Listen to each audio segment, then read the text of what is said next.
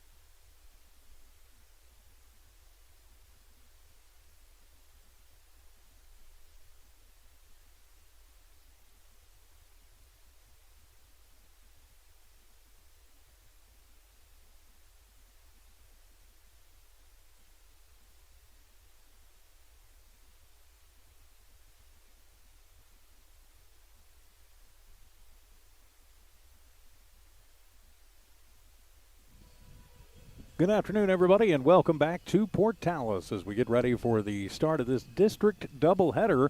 Again, we apologize for the delay as we are still awaiting our umpires for today. Of course, a big shortage of umpires in the land of enchantment, and so we're waiting on our umpires to come in from Roswell, where they had games earlier today. So we are hopeful that we will be beginning sometime before 5:30 this afternoon.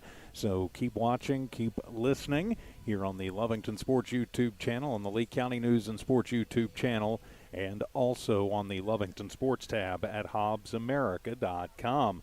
Of course, please give a subscription to the Lovington Sports YouTube channel. We would certainly appreciate that. And as soon as we have umpires, hopefully we will have a game today. Originally scheduled for 11 o'clock this morning, but again, due to the umpire shortage, we're moved back to 4:30 this afternoon. And with the games in Roswell apparently running a little bit later than anticipated today, we are still awaiting our umpires. So we will have this game, this district doubleheader for you as soon as the umpires arrive.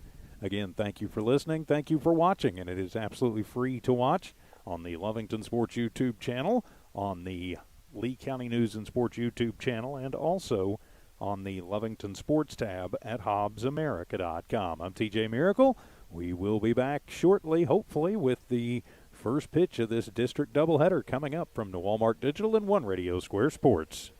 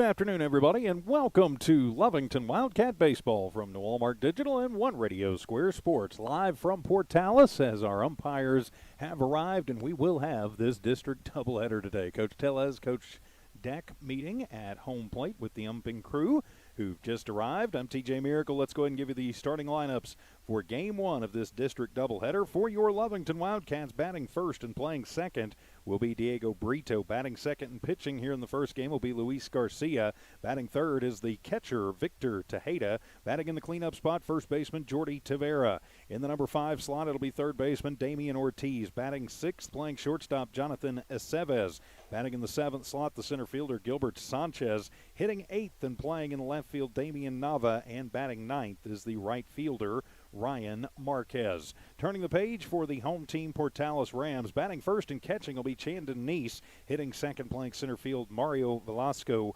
Batting third is the left fielder, Adrian Ontiveros. Batting in the cleanup spot is the second baseman, Josiah Tellez. Batting in the 5 slot, playing first base, T. Price. Batting 6th, playing shortstop will be Hagen Rains. Batting 7th, playing third, Caden Gutierrez. Batting in the 8th slot and pitching in Game 1 will be Daniel Galvan. And hitting 9th is Portales' DH Damian Pierce. Pierce will be hitting in place of the right fielder, Derek Belden. So let's go ahead and get everything set up for you for Portales on the offensive, rather when they're in the field. On the defensive side of things, your battery is Galvan and Neese. Infield first to third will be Price, Tellez, Rains, and Gutierrez. Outfield left to right, Ontiveros, Velasco, and Belden. For the Wildcats, when they're on the defensive side of things, Garcia on the hill. Tejeda is his battery mate. Then you got Tavera, Brito, Aceves, and Ortiz first to third. Nava, Sanchez, and Marquez left to right. These two teams, of course, playing earlier this week. Matter of fact, on Thursday afternoon down at the friendly confines of Wildcat Park. The two teams splitting that game, those games, doubleheaders, which were, of course, continuations from games that were rained out last weekend. So coming down to the final week of the season, got to get these ends. Probably going to be a very tall order for either one of these teams to make the playoffs, but you've got to, continue to play it out, playing for pride, and these two teams definitely have a lot of pride, and this is a big rivalry game. Wherever you are this afternoon into the evening time watching, we appreciate it. All over Southeast New Mexico, West Texas, and the world on the Lovington Sports YouTube channel, on the Lee County News and Sports YouTube channel, and also on the Lovington Sports tab at HobbsAmerica.com. Congratulations to the Lovington Lady Cats. They did play Portales' softball team this morning and did get the wins in that one to keep their playoff hopes alive. Of course, that was streamed live. My partner in crime, Don Morgan, with those games. Also on the Lovington Sports YouTube channel and on the Lovington Sports tab at HobbsAmerica.com. So the teams are out on the field as we get ready for the start of this one. Looking forward to it. Both teams would like to finish up with a little bit more momentum. We're going to be looking at about 97 degrees at first pitch, so it is definitely a warm afternoon here in Roosevelt County. Wind fairly light, but hey, we'll take whatever breeze that we can get as it blows from the right to the left. This park does face to the southeast, so we'll see what happens. The Cats in the road blues with the white pants and the white letters and numbers for Portales. They are in the home whites with the red letters and numbers and the red lids. So out on the mound warming up is the lefty for these Portales Rams. Of course, that is Galvan as the throw down to second, and we are ready to go. A little baseball action on a Saturday evening. Great to have you with us. Pretty good crowd here to watch this doubleheader. Of course, Lovington Portales, always a big rivalry game, and great to see the fans. But if you couldn't be here, great to have you with us wherever you are. As Diego Brito will step in, settle into the right side box, we are ready to go. Brito, the second baseman, settles in as Galvan will fire to Neese, and the first pitch will be up and away, and it'll be ball one. We are underway, game one of this district doubleheader. Brito, the leadoff hitter all season long for Coach Deck's Cats, as the 1-0 on the way. Whoa, inside. Diego having to shuffle out of the way of that one and it will be ball 2. So a 2-ball, no strike count. We are just underway. Game 1 of this doubleheader as Galvan, the lefty, kicks and fires, and that fastball going to be on the outside corner right at the letters, and that'll make it a 2-ball, 1 strike count. So 2-1, a pretty favorable count for the hitter.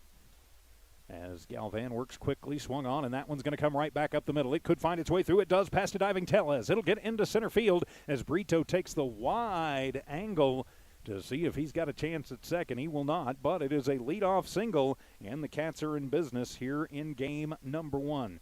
So we mentioned the Cats winning game number 1 on Thursday in the makeup, and then falling in game number 2. So now Luis Garcia hits from the left side. He'll be pitching today. He'll settle into that left side box, slightly open stance. Runner at first is Brito. So lefty on lefty battle as Galvan will check the runner, and he'll throw over and sliding back in, and not in time.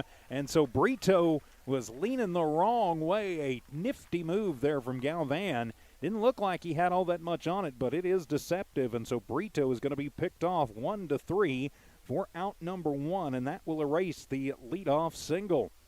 So just like that, a base running error cost the Cats an out and a base runner. So now all Galvan has to worry about is Garcia at the plate. And the first pitch to Luis is on the inside corner, belt high, strike 1. No balls, 1 strike. We are in the top of the first inning, 1 away for the Cats on a nifty little pickoff play from Galvan to Price. As the 0-1 on the way to Luis, and that fastball going to run outside and even things up at 1 ball and 1 strike. So the 1 ball, 1 strike count. Outfield playing about halfway back. And Velasco in center field shading slightly over towards right for the lefty at the plate, Garcia. As the deal to Garcia, that one is going to be a breaking ball that hangs up, ball 2, and will come over Luis's head. So a 2 ball, 1 strike count. Gutierrez shading over towards the bag at third a little bit.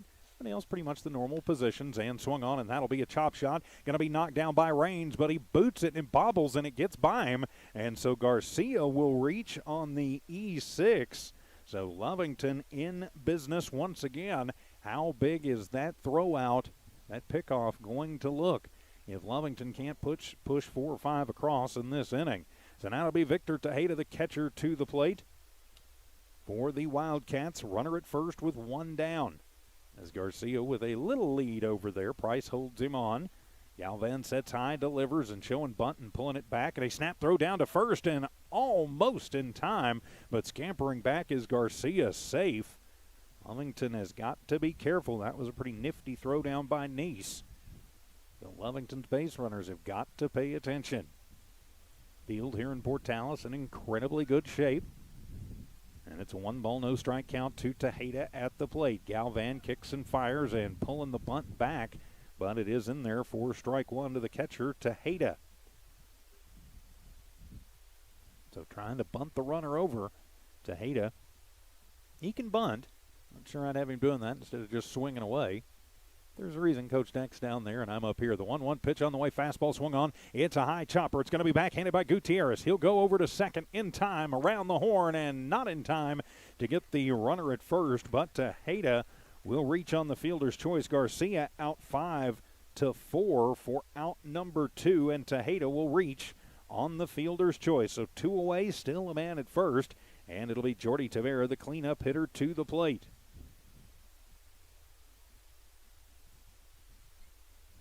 So 10 pitches into this first inning for Galvan at the plate, and he'll face off against Tavera, the cleanup hitter and first baseman for the Wildcats. Little lead over at first, and the pitch is going to be up and away, ball 1. A 1 ball, no strike count. Cats and the Rams from here in Portales at Ram Field. The 2 away, runner at first is Tejeda, and the kick and the pitch, and that one is going to be low for ball 2. So a 2 ball, no strike count. With Tejeda over at first, we reached on the fielder's choice. Actually, I think we've got a courtesy runner, and I'll double check the numbers here in just a moment. And the 2-0 delivery, and that one took something off of it in a late break on the curveball and called strike 1. So a 2 ball and 1 strike count. And the wind and the pitch and the runner goes, and sliding in safely and getting the steal is going to be Ochoa. So Ochoa with the stolen base running for Victor Tejeda. And it is a 3-1 strike count. So 3-1 the count at the plate.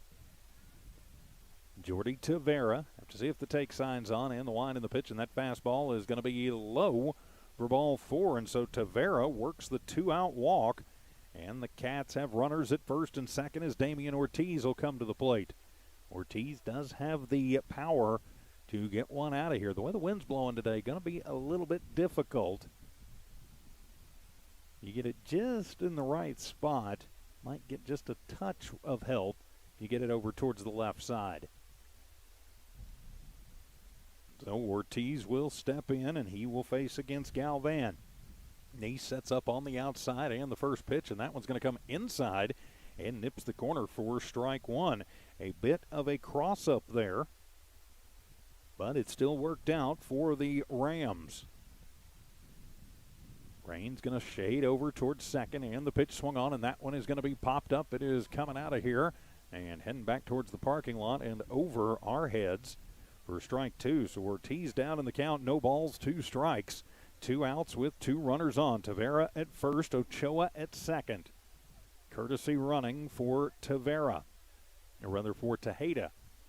So a no ball, 2 strike count. Ortiz has to be in plate protection mode as Galvan kicks and fires. That's a hard shot, foul down the third baseline. That one needed about another foot to the right and would have been extra bases. As it is, we'll just reset and try again with an 0-2 count. But Ortiz getting around on that one quickly. Lovington not seeming to be too bothered by the lefty pitcher. So Damian will step out, look down at Coach Deck in the third base coaching box. Now he settles back in. The neutral stance as Neese sets up on the outside. Galvan will check his runners and the 0-2 pitch. That fastball is going to be away for ball 1. Offered it up to see if he could get Damian to chase. He held off on it, didn't even flinch. Oh, 1 2 strike count. As Galvan fires and the 1-2 pitch, that big breaking ball doesn't break quite enough. It'll stay high for ball 2. Oh, a 2 2 strike count. 2 away and 2 on for the Cats. They threaten here in the first. And the 2-2 pitch fastball, that one is going to miss away for ball 3, so that'll run the count full to Damian Ortiz, the number 5 hitter. Ochoa at second, Tavera at first. The Cats with a single and an error, fielder's choice and a walk. A pickoff has been the difference in the wind and the pitch, and that one is going to be at the letters, called strike 3. Ortiz will just watch it and go down looking. So the Cats threaten, but come up empty in their half of the first. We go to the bottom of the first, no score. This is Wildcat Baseball from New Allmark Digital and One Radio Square Sports. Attention shoppers. Bob's Thriftway welcomes you to Lovington, New Mexico. This week you'll save big on grocery items throughout their store. Save big on produce, household items, bread products, and meats. Every week, Bob's Thriftway has big savings for their customers. Bob's Thriftway is your local hometown grocery store. So for the freshest produce, the best meats, shop Bob's Thriftway, 906 West Avenue D in Lovington. Devon Energy is proud to support the athletic programs of Lovington High School this season. By partnering with local schools in Lovington, Devon is making an investment in the long-term future of the community. Sports teach discipline, teamwork, and leadership. Skills our youth will use to succeed for a lifetime. From the Devon team to yours, Devon Energy wishes you good luck this season, both on the field and in the classroom. Go Wildcats!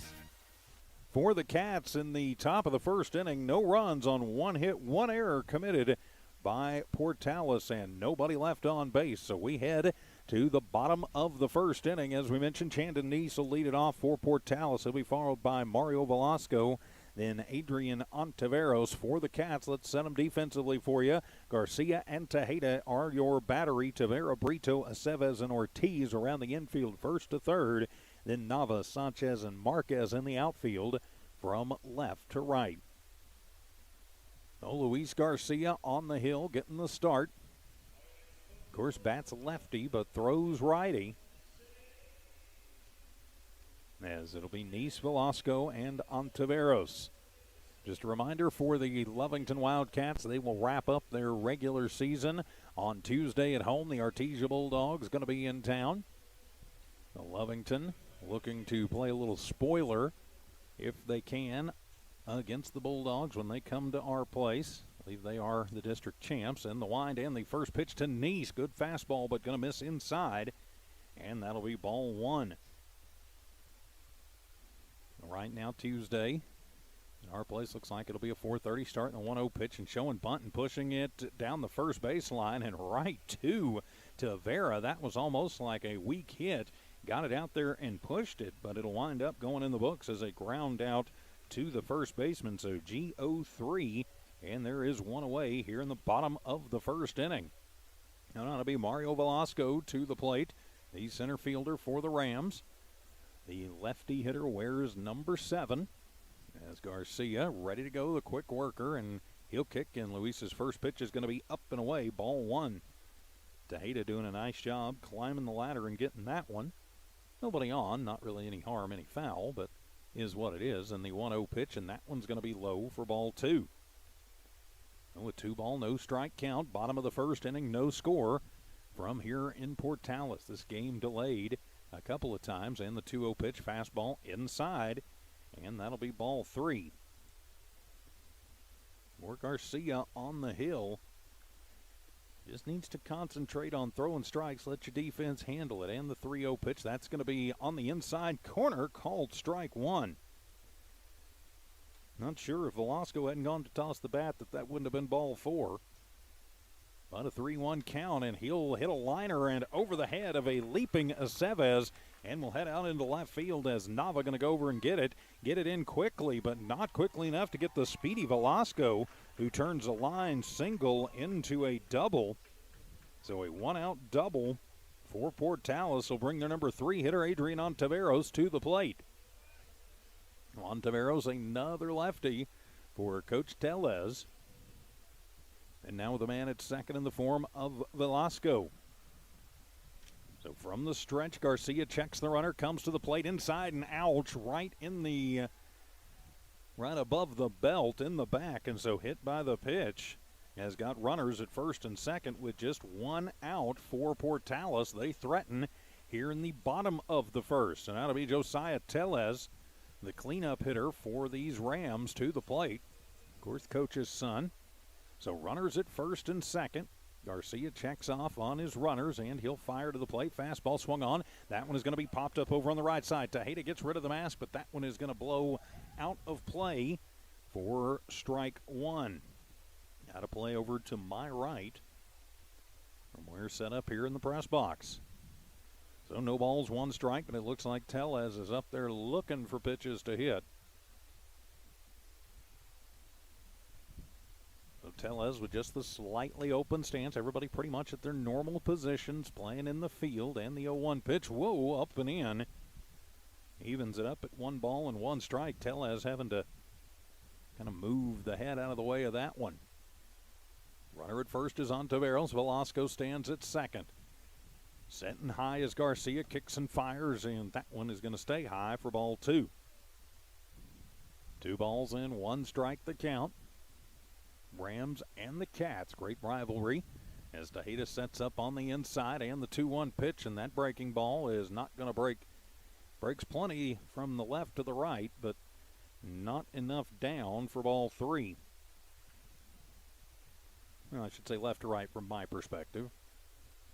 And the 3-1 pitch, and that one is going to come. Oh, that one's going to hit him. That one, Nick Tellez. So back-to-back hit batters, and that'll load the bases full of Rams. Tellez at first, Ontiveros at second, and Velasco now stands at third. Just one away as Price, the number 3 hitter and first baseman, will step to the dish. So another lefty in the lineup for Coach Tellez. Hagen Raines will wait on deck, but got to worry about getting these guys out. And the first pitch, and that one's going to run inside for ball one to Price. Well, 1 ball, no strike count. Bases are juiced. Just 1 out. Force at any base, so you can take that solace as the 1-0 pitch. And that one going to be at the knees on the inside corner. And leaving the count at 1 ball and 1 strike. Tom's been very consistent through the early going on that corner low. And the 1-1 pitch swung on and missed. Has taken a little bit off of that one is Garcia, and Price coming right over the top of it. And he now trails in the count. 1 ball, 2 strikes. The 1-2 the count, and the pitch swung on. It'll be a slow roller. It's going to get past Garcia. Aceves gets to it and fires, but airmails it. That's going to get 1 run home. That's going to get 2 runs home. It'll be an infield single. That'll be an RBI. So Price with the infield single, he'll get the RBI. Just one of them, as that'll cash in Velasco from third. Ontiveros on the error will score from second, and so do that one as an E6 as Aceves just let it fly, and it was way out of there. Tellez moves around to third, and Price on the error moves to second. So 2 runs across as the first pitch is going to be high for ball 1 to Raines. So a 2-0 count here, or rather a 2-0 lead here early for the home team Rams, and the pitch outside.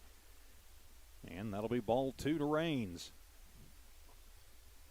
On that pitch, that little infield single really in just the perfect position. Garcia couldn't get to it. Neither could Aceves. And the 1-0 pitch, the breaking ball, not enough. Ball 3, or maybe too much. It's a little high, too. So a 3-ball, no strike count as Raines. Have to see if he's got the take sign on here as Garcia kicks and fires, and that fast for the curveball up high for ball 4, and that will juice the bases once again for the Rams. Already 2 runs across in this inning. A line double. Actually, the way this inning started, a ground out by Neese, then a line double for Velasco. Ontiveros and Tellez hit by the pitch, an infield single for Price, then a throwing error, and then the walk. So we'll run in on the RBI, then a run in on the error. So now it'll bring Caden Gutierrez to the plate, the third baseman for the Rams. So bases are juiced again with just 1 out. Garcia struggling on the hill, and his first pitch is going to be high for ball 1. Garcia, Luis needs to take a deep breath, I think. See if he can find the strike zone. Tejeda sets up over the middle of the plate, and that one off speed, outside corner. Good pitch, evens it up at 1 ball and 1 strike. So the 1 ball, 1 strike count. Shadows starting to move out from the press box and the trees, and the 1-1 pitch, and that one is going to be up and away for ball 2. It's not an issue right now. This field set back pretty well from everything. Shouldn't have too much trouble on the field. The 2-1 pitch swung on, and that one is going to be fouled off the top of the helmet for Tejeda and back to the screen, and it evens up the count at 2 balls and 2 strikes. So with 2-2 count, 1 away, but bases loaded full of Rams here in the first. Raines at first, Price at second, Tellez at third.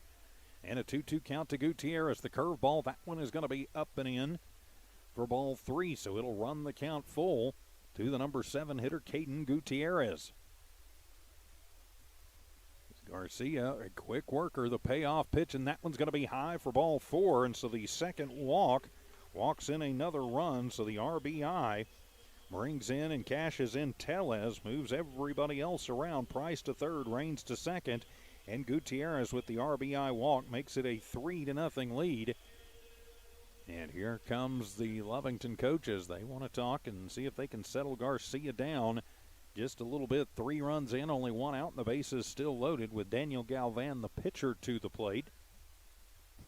Pitcher-on-pitcher matchup. Galvan going to be looking to help his own cause out here. Coach Tellez comes over and gives Galvan some words. Normally your number 8 hitter, a pretty good hitter. The second cleanup spot, as one of my old coaches used to call it. And Galvan with a chance to do just that and help his own cause in the process. His team's giving him pretty good run support. It's taken him to a 3-0 lead with more possible. Lovington doesn't want to get it any further than this. As Luis will kick and fire the fastball away. Nice job to stab that one by Tejeda, and it is ball 1. Oh, the 1 ball, no strike count. Bases loaded. Gutierrez at first, Raines at second, Price at third. Garcia kicks and deals, and that one is going back and into the parking lot for strike one. I get the bug corrected. There we go. So it's a 1-ball, 1-strike count, still only one away. Garcia struggling, but battling, and the pitch, and that breaking ball breaks in, but not quite enough. It'll be ball 2. Oh, the 2-ball, 1-strike count. And the delivery is away for ball 3 as Garcia having trouble finding the strike zone against the Rams here in the first. Pitch count getting up there pretty good too, and the 3-1 pitch, and that one is going to hit the inside corner, called strike 2. Nice pitch there from Garcia. Placed it well. So now a 3-2 count, third batter to take it full, and the payoff pitch swung on, and that's a high shot out to center field. Shading over is Sanchez. He will get it. Tagging up is going to be Price, and he will come home on the RBI sacrifice to center. So the RBI makes it 4-0 in favor of Portales. There are 2 down. And that'll erase the runner at third. Gutierrez and Raines not able to move around. A good play in by Sanchez to keep those 2 right where they are. So now the DH, Damian Pierce, to the plate. And the first pitch to Pierce is going to be up and away. Ball 1. A 1-ball, no strike count. Again, the shadow starting to creep towards the back of the plate. And the 1-0 pitch, and that one is going to be in under the armpits of Pierce for ball 2. Outfield playing about halfway back. Wind could knock some stuff down. Nava shading over towards the line in left, and the 2-0 pitch. Good curveball. That one broke noon to 6 and came in on Pierce for strike 1. 4 runs across for Portales. Lovington trying to limit the damage as Garcia will wind and kick and pitch. Whoa, that one is going to come up and in. And that'll be ball 3. So a 3-ball and 1-strike count. There is 2 away. Gutierrez at first, Raines at second. Garcia checks, kicks, and fires and took something off of that one. Nice curveball. So the little change of pace will run the count full for the 3rd consecutive batter. So Garcia quickly back to work the payoff pitch, and that one is up and in and behind the head of Pierce, and so that'll be the 3rd walk offered of the inning. Loads the bases back up, and it'll turn the lineup over to Chandon Neese. Neese with a push bunt that turned into a pretty hot shot down the first baseline. So now he steps in with 2 outs and a chance to cash in some more of his teammates. In the first pitch, fastball in the outside corner. And that'll be called strike 1. Good pitch there from Garcia. Luis the quick worker, and the 0-1 pitch swung on and hit off the fist. It's a roller. Ortiz to it, goes the short way to Brito at second. A wild throw, but Brito will get it. And so they will get the lead runner, or rather the runner from first to second. That was Pierce. So score that one 5-4 for out number 3, but the damage is done as Portales plates 4 in the first. After an inning of play, Portales 4, Lovington yet to score. This is Wildcat Baseball from New Walmart Digital and One Radio Square Sports. When it comes to your hard-earned money, selecting the right bank is vital. Hi, I'm David Campbell, president of First American Bank in Lovington. First American Bank in Lovington is part of this community. So bank with trusted partners you know, and trusted partners that are part of this area we call home. First American Bank offers all the advantages big corporate banks do, and we do our banking with hometown support and commitment. Choose First American Bank, 19 West Washington in Lovington. We want to earn your trust, then earn your business. General Welding Supply, Inc., the only locally owned and operated welding supply shop in Lee County. Why is shopping local important? There are many reasons. Shopping local keeps your dollar right here in Lee County. The staff at General Welding Supply shops the same stores you do. How about support? General Welding Supply supports local by sponsoring schools and youth sports. Shop General Welding Supply in Hobbs and Lovington. General Welding Supply, a proud supporter of Lovington sports. Find them fast in names and numbers.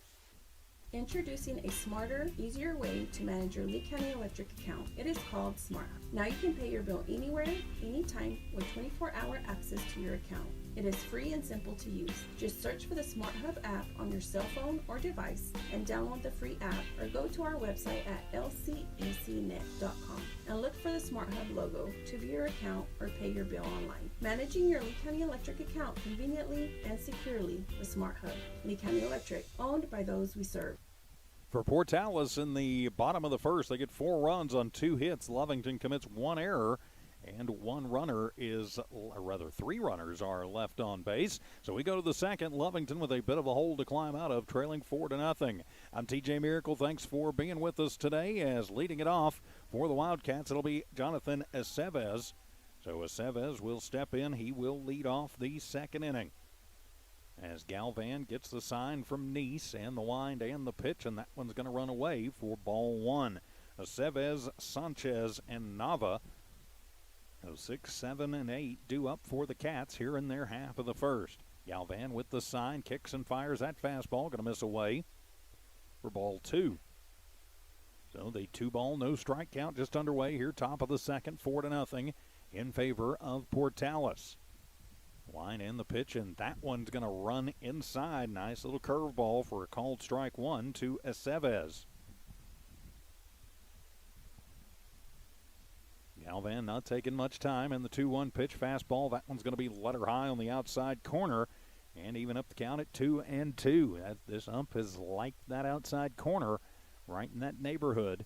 Called it both ways, so you got to swing at it if he's going to call it. The 2-2 pitch swung on and missed, as the four-seamer on that one, but gets the swing and the miss from Aceves, and there is 1 down for the Cats. Second K of the ball game for Galvan, and it'll bring the shortstop Gilbert Sanchez to the plate. So Gilbert, the center fielder, trying to get something going with 1 out, and the first pitch he shows bunt, pulls it back, and it'll be low and away for ball 1. Only 1 ball, no strike count. The lefty Galvan on the hill for Portales has so far handled the Cats, and the 1-0 as that one's going to run inside. Got a little cross his body on the release there for ball 2. Well, a 2-ball, no strike count. Sanchez at the plate awaits the delivery, and that one's going to be high for ball 3. So a 3-ball, no strike count. Be interesting to see if the take sign is on, or if Coach Deck rolls the dice, if Gilbert gets something he can handle. And the 3-0 pitch, and he'll show bunt, pull it back, but it'll be in there, called strike 1. Well, a 3-ball and 1 strike count. Cats trailing Portales with 1 down here in the bottom of the second, and the 3-1 pitch swung on. That one is going to be popped up and is heading into the park area next to us, and will run the count full to Sanchez. So the 3-ball, 2 strike count. Cats trying to get something going here in the second as the lefty Galvan looks into Nice, gets his sign, and the payoff pitch is up and away, ball 4. So the Wildcats work the 1-out walk. Second walk issued by Galvan, and we will move over to Damian Nava now.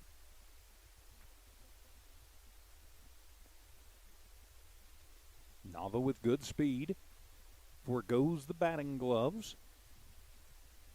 As over at first is Sanchez, not a huge lead. And the first pitch, and that one's going to run low and in for ball 1. Galvan with a sneaky, deceptive pickoff move.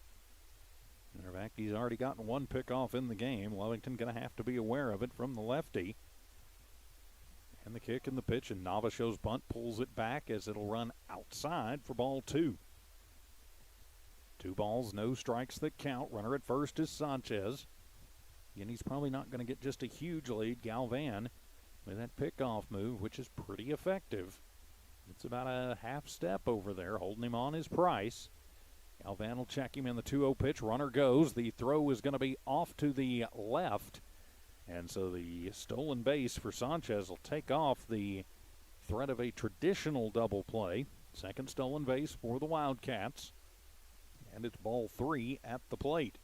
So a 3-0 count to Damian. Have to see if Nava will have the take sign on, or again, if Coach Deck will greenlight him. And the 3-0 pitch, he'll show bunt, pull it back, and it is in there, called strike 1. Damian thinking that was Maybe ball 4 was in the process of heading on down when the ump said, nope, that's a strike, so come on back. Let's do it again. The 3-1 pitch will show bunt and kind of chase after one. It was tailing outside, and it'll run the count full to Nava. The bunt, you have to be fully committed to it, but you can't really poke at it like that. Well, Damian definitely committed to it. Now he's going to have to swing away with 2 strikes. The payoff pitch swung on. It'll be a chopper. The shortstop, Raines, gets it, tosses it across the diamond to Price at first in time to get Nava 6-3 for out number 2. It will move Sanchez, though, over to third. So the potential first run of the ball game, just 90 feet away for the Cats, is now the number 9 hitter, Ryan Marquez, will step in for Lovington. Marquez hits from the left. So runner at third, lefty on lefty matchup, and the first pitch is going to be on the inside corner. That'll be called strike 1. No balls, 1 strike to the number 9 hitter Marquez. Runner at third is Sanchez.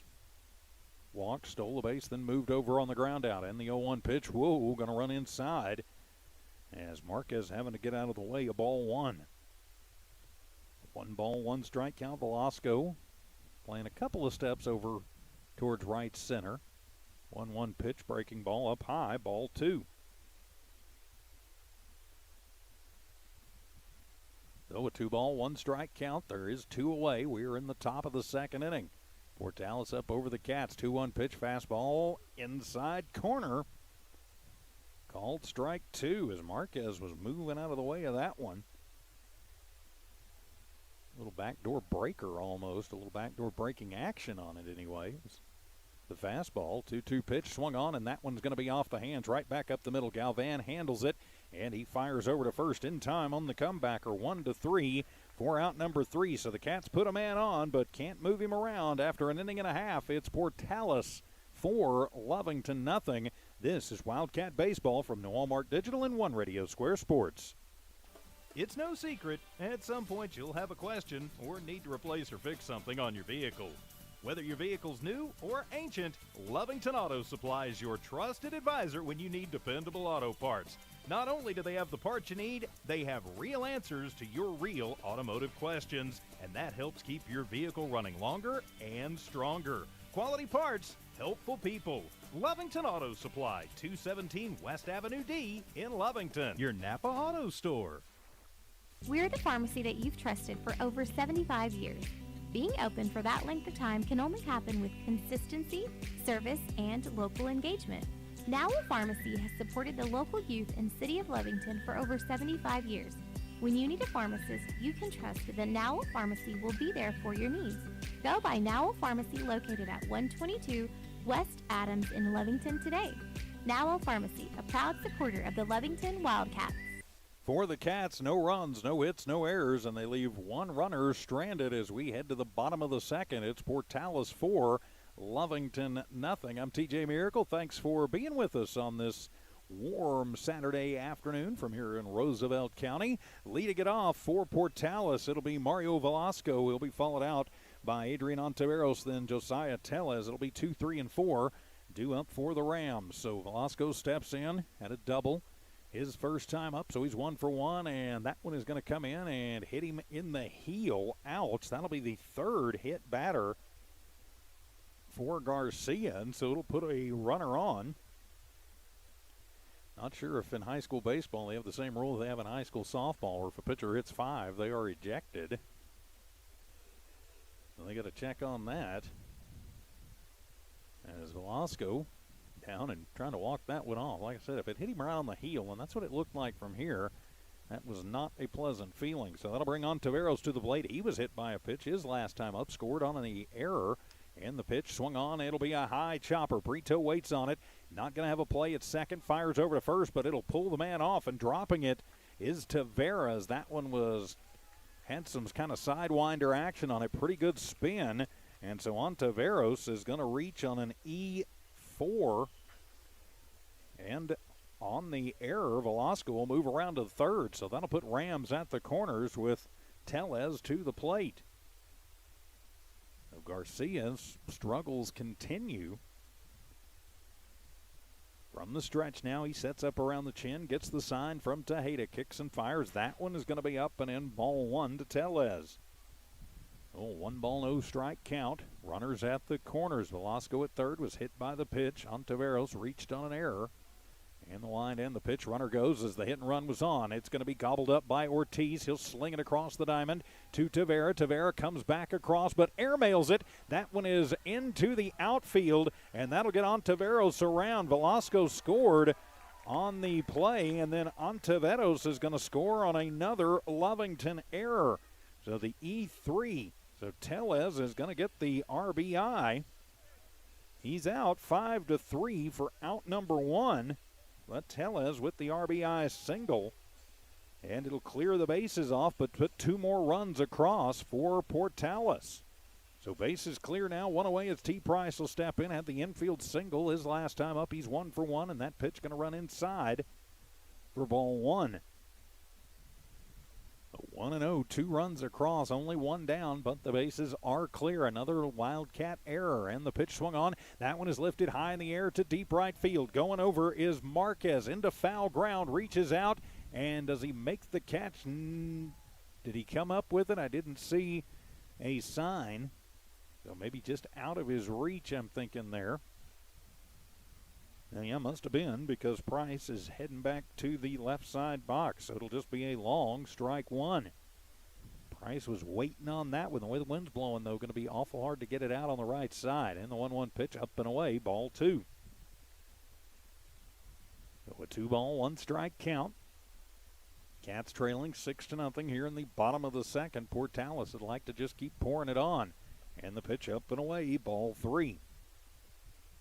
So the 3 ball, 1 strike count. Of course, next to last series of the season for the Wildcats. 3-1 pitch on the way, and that one is going to be away. Not that was ball 4, but this is just ball 3. And the 3-1 on the way, and that one is going to be high for ball 4. No question about that. And so another walk. That'll be the 4th walk issued. And going out to say a few words to his pitcher is Tejeda, as waiting on deck and coming to the plate is Hagen Rains. He walked his last time up and was left stranded over at third. The 2 runs across as Coach Deck going to come out and try and see what is going on here. Of course, we get to do this courtesy of all of our great sponsors like Lovington Auto Supply, Now Pharmacy, the Lovington Schools, Empire Services.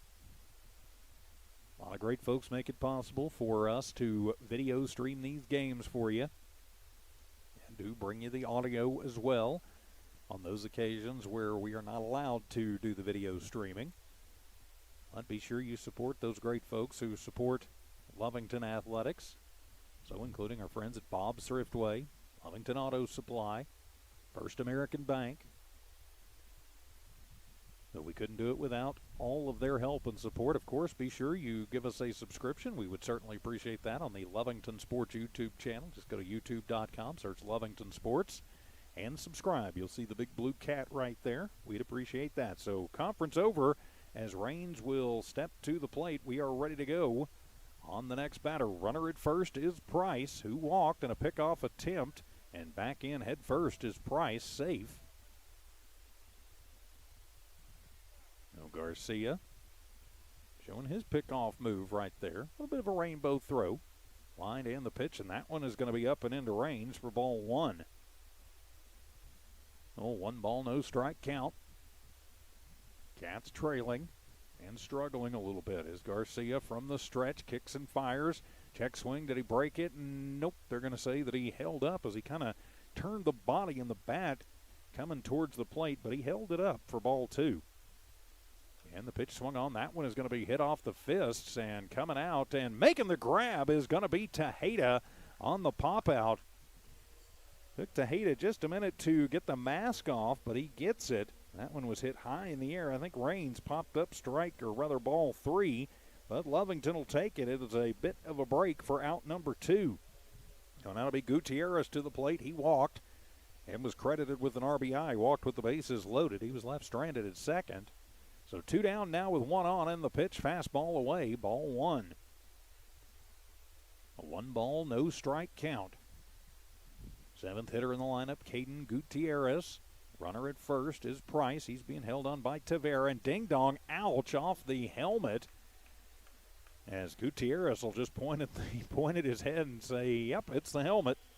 He may have been saying I got a hard head too, but another hit batter. That's the 4th hit batsman today for Garcia, and we're through an inning and a third.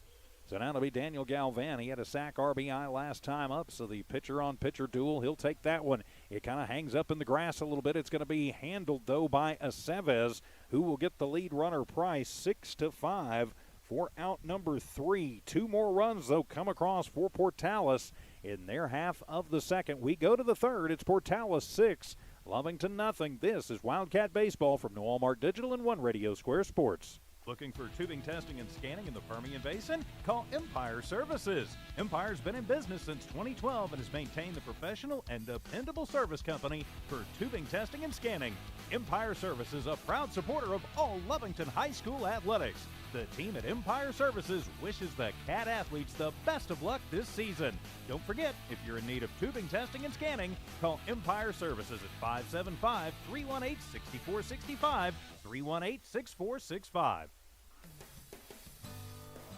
Hey, all you Lovington Wildcat fans! Lovington sports are in full swing, and at the Lovington schools, they'd like for you to come out and cheer on the Lovington Wildcats. Lovington Schools is the best district in all of Lee County. For more information on the Lovington Schools, please log on to lovingtonschools.net. And don't forget to support the Lovington Schools and the Lovington Wildcats. For the Rams in their half of the second, 2 runs, no hits, 2 errors committed by the Wildcats, and 2 runners left on base. We head to the third inning, leading it off. For Lovington, it'll be Diego Brito, Luis Garcia, then Victor Tejeda. 1, 2, 3 due up for the Cats here in their half of the third. I'm TJ Miracle. Thanks for being with us here this afternoon on a game that was delayed a couple of times. Originally supposed to take place at 11 o'clock this morning. But, of course, due to the shortage of umpires, the umpires asked if we could move it back to 4:30. Of course, both teams were willing to accommodate so we could get the game in, and then the games they were calling earlier today over in Roswell going a little long, so it was almost 5:30 before we got this one underway. So back to it as Brito steps in. He had a single to lead the game off, then was picked off, and he'll take a swipe at the first pitch, and it'll be strike 1. So top of the third inning, just underway as Brito facing an 0-1 count. Galvan, the lefty on the hill, gets the sign and the pitch up and away. Evens it up, 1 ball, 1 strike. Galvan on the hill. Neese is the catcher. Price, Tellez, Raines, Gutierrez, first to third. On Taveros, Velasco, and Belden. Left to right. 1-1 delivery on the way, and that one is going to be just inside for ball 2. Oh, 2 ball, 1 strike count. Cats trailing 6-0, trying to get something going in the third. And the pitch swung on. It'll be a slow chopper. It's going to be handled by Gutierrez. Charges in, fires across the diamond, and in time to get the fairly speedy Brito. That was a very close play. But a strong throw by Gutierrez, and Price hung it out and managed to hang on to it. So across the diamond, 5-3 for out number 1. Some games you just can't buy a break, and so far that's been the breaks for us in game number 1. So Garcia will step in, reached on an error in the first, and the first pitch to Luis is going to be low for ball 1. Oh, 1 ball, no strike count. As Neese relays the signs out, and ready to fire is Galvan, and he'll run inside. Ball 2 to Garcia. 2 balls, no strikes the count. There is 1 down, top of the third inning, a 6-0 lead for Portales. Open stance for Garcia, and the pitch swung on, and waving over the top of that one was Garcia for the Cats. They just need to worry about base runners right now. Can't get it all with 1 swing when you're down by 6. And the 2-1 pitch swung on, and that one is going to be laced out into right field. Coming up is Belden and catching it on the hop, but it's a 1-out single to right. Nice piece of hitting there for Luis Garcia, and there is a runner on for the Wildcats. So that'll bring Victor Tejeda to the plate. Tejeda reached on a fielder's choice and was left stranded back in the first inning. His courtesy runner Ochoa with a stolen base.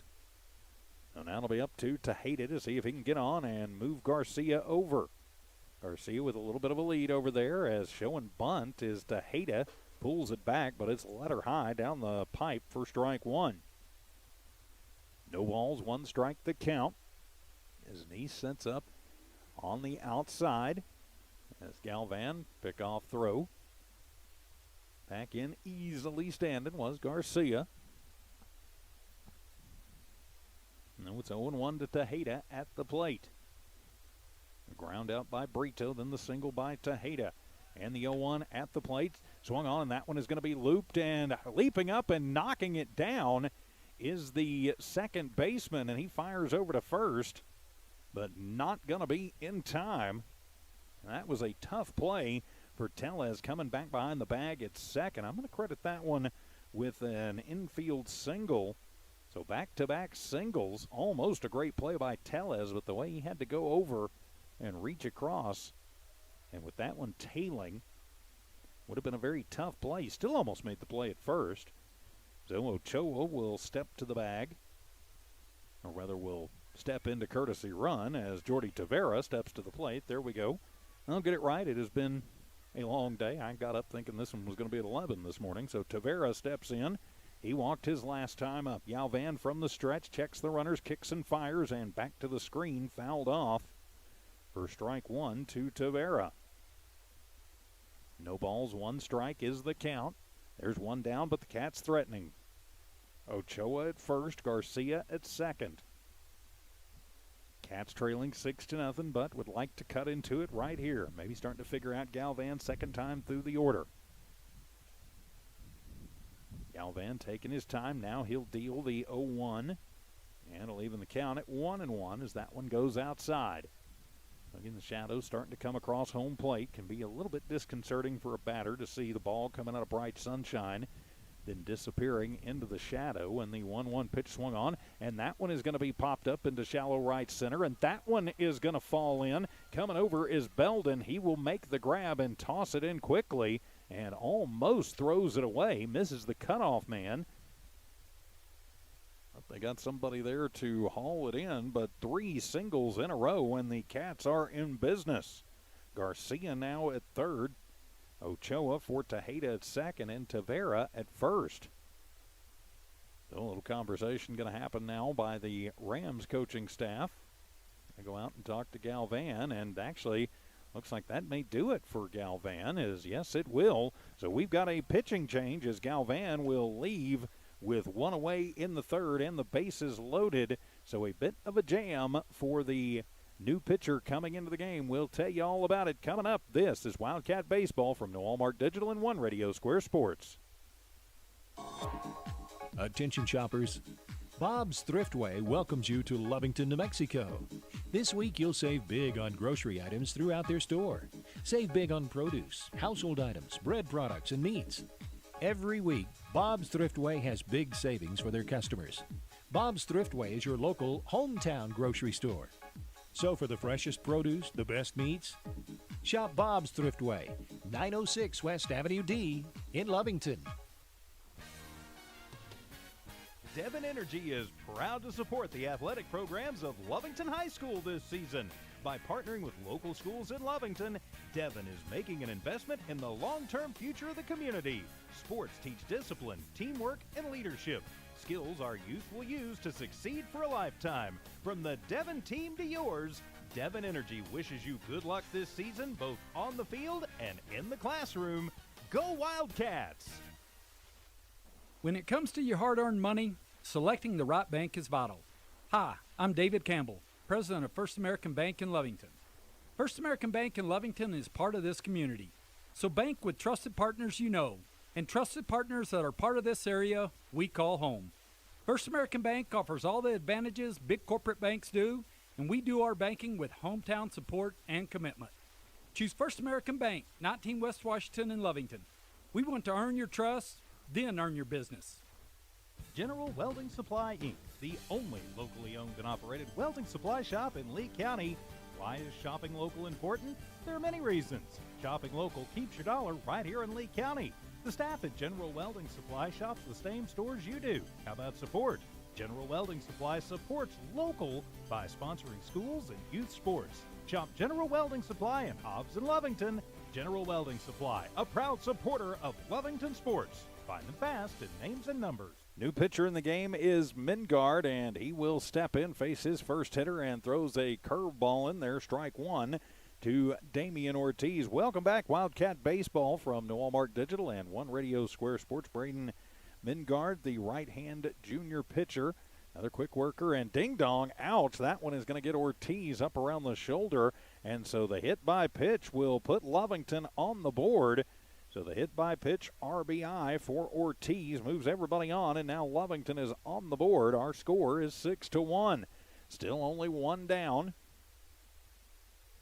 as Mingard is the batter, or rather is the new pitcher, and the batter will be Jonathan Aceves. Aceves 0 for 1, struck out his last time up. So bases still loaded, one run across for the Cats, and the first pitch is going to be outside. Ball one to Aceves. Bases loaded, Ortiz at first, Tavera at second, Ochoa at third, and the pitch outside, and that'll be ball two. Looks like Mingard trying to force it a little bit here early. He's got pretty good stuff, and he does throw a pretty wicked breaking ball.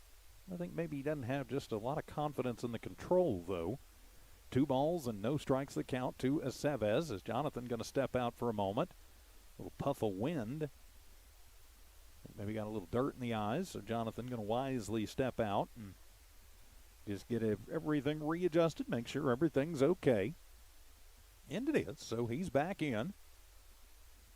There's a pretty good chance we're going to see Aceves on the hill in game number 2 as the 2-0 pitch from Mingard, and that one is going to be on the inside corner, called strike one. Oh, a 2-ball, 1-strike count. Runners at second and third are still the responsibility of the starter Galvan. 2-1 the count to Aceves, and the pitch, and that one is going to be swung on and missed. Jonathan trying to get this one a lot closer with one swing and leaving it up. 2 balls, 2 strikes. Ontiveros playing fairly deep out in left. Velasco and Belden about halfway back and pretty much straight away infield looking at the double play. 2-2 pitch, and that one is going to be just inside. And will run the count full to Aceves. 3 balls, 2 strikes. So the bases are juiced. Ochoa at third, Tavera at second, Ortiz at first. Ochoa courtesy running for Tejeda. And the payoff pitch swung on and missed as Aceves going to go down swinging for the second time in the ball game. And there is 2 away for the Cats here in their half of the third inning. So that's going to bring Gilbert Sanchez to the plate. Gilbert walked his last time up, stole a base, and was left stranded. So bases loaded. Lovington would love to cash in here. They've already left 3 stranded through the first 2 2/3. Need to see if they can clean them off here. Timely hitting. As the first pitch to Sanchez is going to be low and away for ball one. The 1-ball, no strike count. Sanchez at the plate. Bases are loaded. Mingard in relief. And the 1-0 pitch, and that one is going to miss low for ball two. 0-2-0 the count. Cats trailing 6-1. Mingard thinks about going to the stretch. Now he'll go to just the windup. Looks into Nice, gets his sign. And the 2-0 delivery. That breaking ball is going to nip the outside corner for strike one. Oh, a 2-ball, 1-strike count. Cats threatening here in this top of the third. And the 2-1 pitch tries the breaking ball again and gets it late as that one dropped in at the last possible second on the backside of the plate. Evens up the count. 2 balls, 2 strikes. So now Gilbert going to have to go into plate protection mode. And the 2-2 pitch from Mingard on the way. Fastball is away for ball 3. And Nice will corral that one. Credit where credit is due. He saved that one, and that saved a run. So it'll run the count full to Gilbert Sanchez. Mingard has taken it to a full count on both of his batters. And the payoff pitch inside and just misses ball 4. And so Sanchez will get his second walk of the ball game. He'll also get credit for an RBI, as that'll walk Ochoa in and move everybody else around. And so the Cats now taking advantage of a little inconsistent pitching and have put 2 across. So that'll bring Damian Nava to the plate. He grounded out to the shortstop back in the second, 0 for 1. But it'd like to cash in some more runners, and Damian steps out as the glove comes off the hand of Mingard. He wanted to take a second on the mound. So here we go as Nava in. Mingard will kick and fire, and that one will be outside, ball 1. 6-2 our score. The Cats trailing but threatening with only, well, there is 2 down now after the strikeout here in this top of the 3rd inning. Knees down, given the signs. Mingard's ready. And the 1-0 pitch, curveball swung on. It'll be a slow roller. That could be trouble. Goes up the third baseline, and a collision by Mingard and Gutierrez, and everybody is going to be safe as Tavera is going to score. I don't think they would have gotten the speedy Nava anyway, and so since only 1 run scores, we'll make that an infield single, almost like a bunt single, but perfect where nobody could get to it. And Lovington has halved the lead. It's now 6-3 on the infield single by Nava. No scoring Tavera from third, moving Ortiz to third, Sanchez to second, and the first pitch in to Marquez will be a called strike 1. Marquez grounded out to the pitcher to end a couple innings ago, and the 0-1 pitch, and that one's going to be high and even up the count at 1 ball and 1 strike. So the 1 ball, 1 strike count, bases still loaded. Lovington with a chance to chip away some more, and the pitch swung on, and that one is going out of play over on the left side of things for strike 2. Marquez kind of lunging at that one just a little bit. Shading over towards left center is Velasco. Huge hole in right center. If Ryan can get around on one, the 1-2 pitch and that fastball going to be outside. And even things up, 2 balls, 2 strikes. So the 2 ball, 2 strike count. Great Saturday evening for baseball here in Portales. 2-2 pitch on the way, and that one is going to be in there. Called strike 3, and Marquez goes down looking to end the inning, but the Cats scratch 3 across. We head to the bottom of the 4th. It's Portales 6, Lovington 3. This is Wildcat Baseball from Noel Mark Digital and One Radio Square Sports. Introducing a smarter, easier way to manage your Lee County Electric account. It is called SmartHub. Now you can pay your bill anywhere, anytime, with 24-hour access to your account. It is free and simple to use. Just search for the SmartHub app on your cell phone or device and download the free app, or go to our website at lcecnet.com and look for the SmartHub logo to view your account or pay your bill online. Managing your Lee County Electric account conveniently and securely with SmartHub. Lee County Electric, owned by those we serve. It's no secret, at some point you'll have a question or need to replace or fix something on your vehicle. Whether your vehicle's new or ancient, Lovington Auto Supply is your trusted advisor when you need dependable auto parts. Not only do they have the parts you need, they have real answers to your real automotive questions, and that helps keep your vehicle running longer and stronger. Quality parts, helpful people. Lovington Auto Supply, 217 West Avenue D in Lovington, your Napa Auto Store. The Wildcats get 3 runs on 4 hits, no errors committed by Portales, and bases were left loaded. We go to the bottom of the 3rd inning. It's 6-3 in favor of Portales. I'm TJ Miracle. We will have a new pitcher in the ballgame as Ryan Marquez will take over on the hill. So if I'm not mistaken, Marquez and Garcia will just trade places in the outfield. I'll double check on those numbers as we can. So leading it off for Portales in their half of the 3rd, it'll be their number 9 hitter, Damian Pierce. He'll be followed by Chandon Neese, then Mario Velasco. 9, 1, and 2 due up for the Rams. Reminder, about 30 minutes after the completion of this first game, we will have game number 2 for you. District doubleheader, next to last district doubleheader of the season. Artesia will be coming to the friendly confines on Tuesday to wrap up the district season, and in all likelihood the season in general for the Cats. We still got a lot of baseball to play tonight before we can start thinking about Tuesday. So Marquez taking over on the hill. He is taking his time, warming up. And again, I'm checking numbers as I go here. It looks like they're going to move Diego Brito out into right field. And they're going to move Sanchez, or rather Garcia, I should say, to short, and Aceves to second. So I think we got it out here. I'll set the offense for you here, or the defense, I should say, momentarily. So Pierce will step in. He walked his last time up. So he's 0 for 0 officially, and the first pitch is going to be on the outside corner from Marquez, called strike one. Marquez now on the hill. Tejeda still behind the plate. Tavera, Aceves, Garcia, and Ortiz first to third, and Nava, Sanchez, Brito left to right. And the wind and the pitch, taking something off of that one, and Pierce coming right over the top of it. Swing and a miss, strike two. No balls, 2 strikes, just underway, bottom of the third, 6-3, Portales doubling up on the Cats, but the Cats trying to scratch their way back. And the pitch, that curveball, not going to get Pierce to chase as it hangs up, ball one.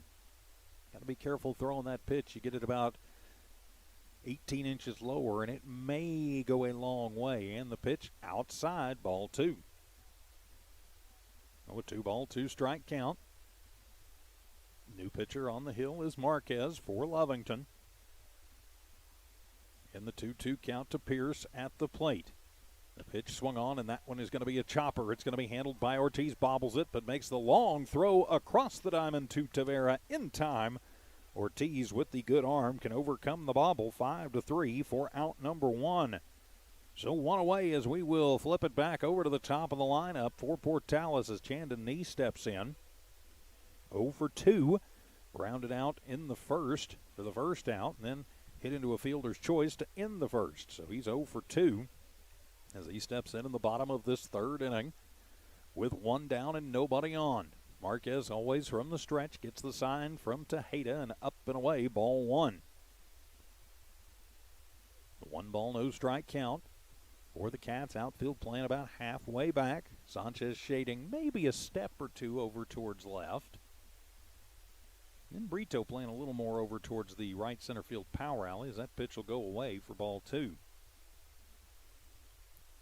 2-0 the count, of course, a 4-pack today of Lovington Portales Sports. Earlier today, the Lady Cats sweeping the Lady Rams down at Lady Cat Park, as Lady Cat Field, I should say, as that one's going to be high for ball three. Oh, a 3-ball, no strike count, 1 down. We are in the bottom of the third inning. Neese, the catcher, is the hitter. Slightly open stance as Marquez delivers, and that one, he takes something off of it, and it'll be in there, called strike one. I think the take sign was probably on for Neese there. Mario Velasco waits on deck for the Rams.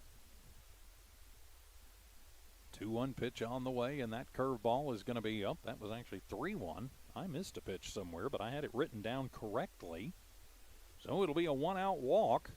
I learned how to read my own handwriting there. So the 1-out walk, and that'll bring Velasco to the plate. He had a line double in the first and scored, then was hit by a pitch and scored in the second. So the lefty center fielder, who also eschews batting gloves, seeing more and more of that in the high school game these days. He'll settle into the left side box, neutral stance. Runner at first is Neese, and the pitch, and that one is going to be up and a throw down to second, and not in time. And so Neese going to get the stolen base and take off the traditional double play. It's a 1-ball, no strike count to Velasco at the plate. Marquez going to take his time, gets his sign from Tejeda. Now he'll set at the belt, check on the runner over at second. Now he'll come off and fake the throw. Garcia was shading him, keeping him honest over there. So we'll reset and try again at 1-ball, no strikes. Not much of a lead for Neese out there. Now he's taking a much bigger secondary lead after he gets checked on, and the pitch outside for ball two. So 2-0 the count. A 6-3 lead for Portales here in this bottom of the third inning, game one of the district doubleheader. Ryan checks his runners. Now he comes to the plate with the 2-0, and that breaking ball is going to break too far inside, ball 3. So now another Lovington pitcher having a little bit of trouble finding the strike zone. So Marquez with a 3-0 count to Velasco. Have to see if he's got the green light from Coach Tellez or if the take sign will be on. Of course, the pitch has to be there, and the 3-0 pitch, and that pitch was going to be on the outside corner, strike 1. And again, Velasco got ready to toss the bat, and then the umpire said strike 1. He's done that to quite a few hitters for both sides today. I think the secret of that is let him make up his mind. Don't try and do it for him. The 3-1 pitch, and that one's going to be in there, called strike 2. Just nips the outside corner and runs the count full. Well, Marquez appears to have found a little bit of a sweet spot on that outside corner. Let's see what he does here with the count full. Huge lead, and the payoff pitch swung on and missed. Ring him up and sit him down. Velasco goes down swinging for out number 2. Marquez will get the first Wildcat strikeout of the ball game. And there's 2 down now for the number 3 hitter, Adrian Ontiveros. Ontiveros hit by a pitch and scored in the first, reached via the error in the second. Scored via an error both innings as well. So he's been a part of all 3 Lovington errors in the ball game. Now he'll settle into the left side box as Marquez looks at his runner, now comes to the plate, and that'll be high on the fastball. A 1-ball, no strike count. So 1-0 the count. Again, the shadows continuing to move out towards the pitcher's mound. As Ryan sets, checks on his runner. Huge lead out there, and the pitch swung on. That one is going to be hit in the air down the left side, but it'll go foul just by about 1.5 feet down the left field line, so a long strike 1. So had that went foul, or that would have had RBI double, probably of the stand-up variety, written all over it. Long way for Nava to have to chase. He's going to move a little bit more towards the line and a little bit deeper here. Taveras didn't hit him in the number 3 slot because he's doesn't have any pop in the bat. He certainly does. As the 1-1 pitch, that curveball up and away, and having to come out of the crouch and leaping up to get it is Tejeda, ball 2. So 2-1 the count. Tavera at first, shading slightly towards the bag at first. As Aceves is going to go over and try and keep Nice honest as the 2-1 is high for 3-1 now. On Aceves, or rather on Ontiveros, the number 3 hitter. Again, Nice taking a huge lead out there at second. 1, 2, 3. He's about 3, then his secondary lead, and he goes on the 3-1. Nope, he'll hold it off, and a hot shot on the ground. Going to come right to Tavera, and he will win the foot race to first. Ground out to the first baseman for out number 3. So Portales threatens but comes up empty. We've played 3. We go to the 4th. It's Portales 6, Lovington 3. We're back in a minute. More Wildcat baseball from Walmart Digital and One Radio Square Sports. We're the pharmacy that you've trusted for over 75 years. Being open for that length of time can only happen with consistency, service, and local engagement. Now Pharmacy has supported the local youth in City of Lovington for over 75 years. When you need a pharmacist, you can trust that Now Pharmacy will be there for your needs. Go by Now Pharmacy located at 122 West Adams in Lovington today. Now Pharmacy, a proud supporter of the Lovington Wildcats. Looking for tubing testing and scanning in the Permian Basin? Call Empire Services. Empire's been in business since 2012 and has maintained the professional and dependable service company for tubing testing and scanning. Empire Services, a proud supporter of all Lovington High School athletics. The team at Empire Services wishes the Cat athletes the best of luck this season. Don't forget, if you're in need of tubing testing and scanning, call Empire Services at 575-318-6465, 318-6465. Hey, all you Lovington Wildcat fans! Lovington sports are in full swing, and at the Lovington schools, they'd like for you to come out and cheer on the Lovington Wildcats. Lovington Schools is the best district in all of Lee County. For more information on the Lovington Schools, please log on to lovingtonschools.net. And don't forget to support the Lovington Schools and the Lovington Wildcats. For Portales in the bottom of the third, no runs, no hits, no errors committed by Lovington, and one runner left on. We head to the top of the fourth inning, and leading it off for the Lovington Wildcats, it'll be, I'm going to have to re-find my place here because the Cats did bat around their last time up, so double check this, but yeah, it'll be Diego Britos. We go to the top of the lineup. There we go. Yeah, I've got to remember to know where to look. So we go to the top of the lineup. Diego Brito will lead it off.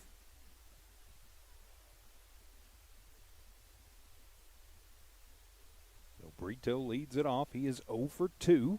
Diego is the leadoff hitter for a reason. And you got to just think he's due as we go to the top of the order. 1, 2, 3. Brito, Garcia, and Tejeda. Mengard still on the hill, and his first pitch, he'll deal it in there for called strike one. Brito singled. Actually, that lie. He's 1 for 2. He singled in the first, but was then picked off. As the 0-1 pitch to Diego, that one's going to bounce in front of the plate. Evens things up. 1 ball, 1 strike. So the 1 ball, 1 strike count. Top of the fourth inning, 6-3 in favor of Portales. Lovington doing what they can to just hang around. They chased Galvan. Now they've got to deal with Mengard as the pitch swung on and missed. Good curveball for strike 2. Diego well out in front of that one. Well, that'll run the count to 1 ball, 2 strikes to the leadoff hitter, Brito. 1 for 2, would like to make it 2 for 3. But now he's going to have to protect the plate, down 1-2. And the pitch, whoa, that one comes in and over the back. Almost hit the bat. You hate to see fouls like that. We didn't that time, and it evens the count at 2-2. So the 2 ball, 2 strike count. Outfield playing about halfway back, slightly deeper. Velasco a couple steps over towards left, and Belton actually pretty much right in the middle, so in the right field. And the 2-2 pitch, and that curveball is going to come in. Almost hits Brito as he flinches out of the way for ball 3. So the 3 ball, 2 strike count, the full count to Brito, leading it off here in the fourth. Mengard deals the payoff pitch, swung on, lifted high in the air to center field. That one is going to hit in front of Velasco, who will get it, but it's a leadoff single for the second time for Brito. But now Brito's going to have to be careful not to get picked off again. Don't think he's going to. Mengard, the righty, doesn't have quite the move that Galvan did. So the leadoff single for the Cats, and Brito at first. And now Luis Garcia to the plate. Of course, Garcia starting the game on the hill, has since moved into the field. The runner at first is Brito, and the pitch inside. And it'll get away from the catcher, Neese, who slides into the retaining wall. And on the wild pitch, Brito will move down to second. Ball 1-2. 1 ball 1 also, I should say. To Garcia at the plate. So a 1 ball, no strike count to Luis Garcia. Victor Tejeda waits on deck. Garcia 1 for 2. Reached on an error in the first. Had a single to right in the third. So Luis would like to keep the line moving. He swings on that one. It'll be a pop-up on the infield as Gutierrez comes over towards the right side of the bag at third and will make the grab for out number 1 as Luis just getting under that one a little bit. And there's 1 down now for the Cats with Victor Tejeda to the plate. Victor reached on a fielder's choice in the first, singled in the third. So he is 1 for 2, but has been on base both times. So Tejeda settles in. Getting a pretty good lead at second is Brito. Mengard sets high, kicks and fires, and that one cue shot it off the end of the bat and into the netting for strike 1. Just a reminder, about 30 minutes after the conclusion of this one, we will have game 2 of this district doubleheader. Of course, we've got a good one here, and still a long way to go Top of the fourth inning, one down. Lovington trails by 3, but threatens as the pitch outside and dug out of the dirt by Neese. Evens the count, 1 ball, 1 strike. These two teams split their games in Lovington earlier this week. 1-1 pitch swung on, and getting a piece of that one down by the hands is Tejeda. And it's strike 2. Of course, we were unable to bring you that game on games on Thursday. Had an emergency at the radio station. Was unable to break away. We appreciate your understanding on that. We appreciate you being with us wherever you are on this Saturday evening. At the plate, Tavera, and the 1-2 pitch, and outside to Tejeda. I apologize. Evens the count, 2 balls, 2 strikes. Tavera waits on deck. I think that's what I was trying to say. 2 balls, 2 strikes the count. Mingard on the hill. Gets the sign, kicks and deals. Swung on. That one is lifted high in the air. Velasco has to take about a half step to his left and will make the grab for out number 2 on the fly out to center. Tejeda giving it a ride, but coming up short and right at Velasco in center. So now 2 down, and Jordy Tavera at the plate. Tavera walked in the first, was left stranded. Singled to right and scored in the third. Tavera, the cleanup hitter.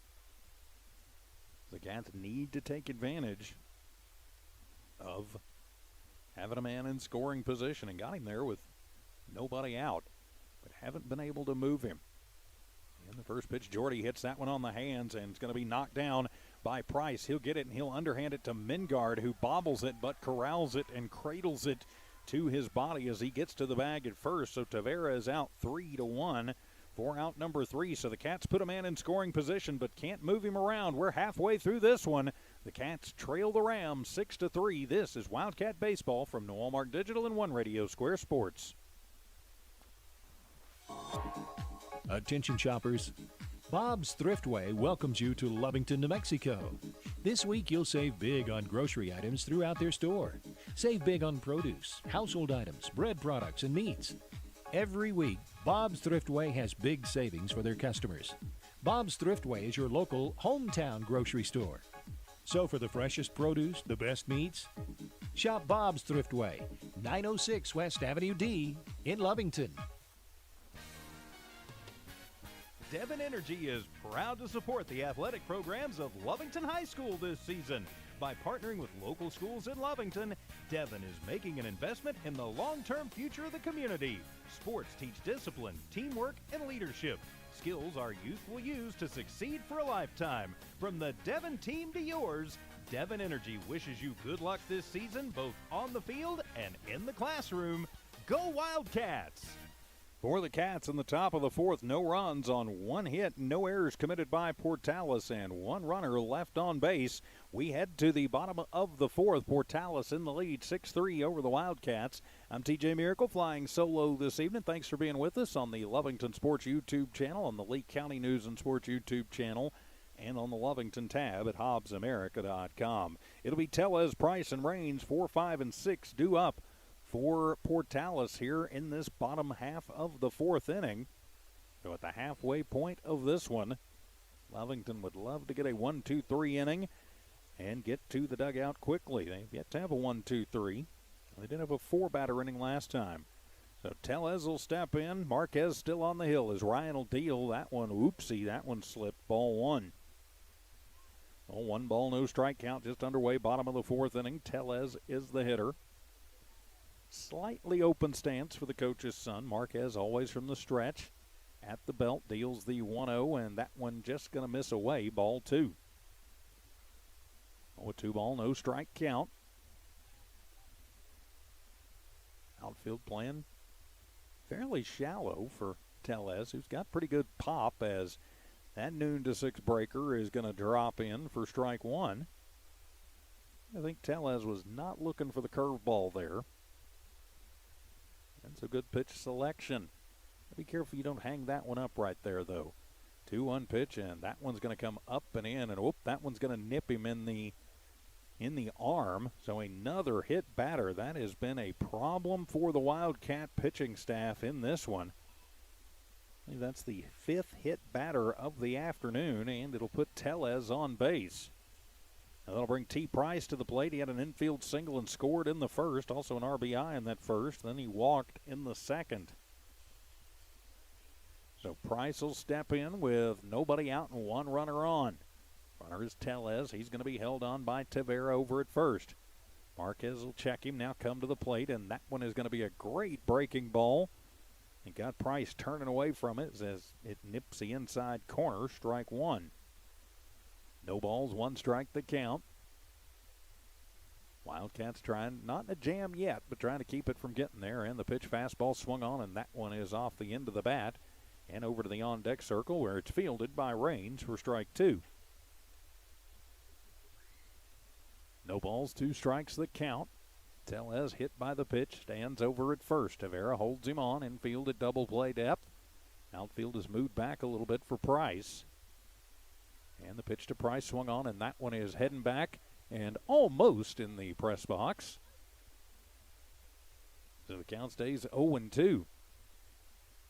Haven't had one come in on me yet this season. I'd like to keep that intact. Invariably, though, it will happen. Just got to remember to save the camera before I save myself. Well, my bosses would be very unhappy as the 0-2 pitch. Curveball swung on, and getting just a piece of it is Price to stay alive. So he stays alive as he just ticks that one foul. As Tejeda says, hey, can we get another ball here? And Lovington says, yeah, we can do that.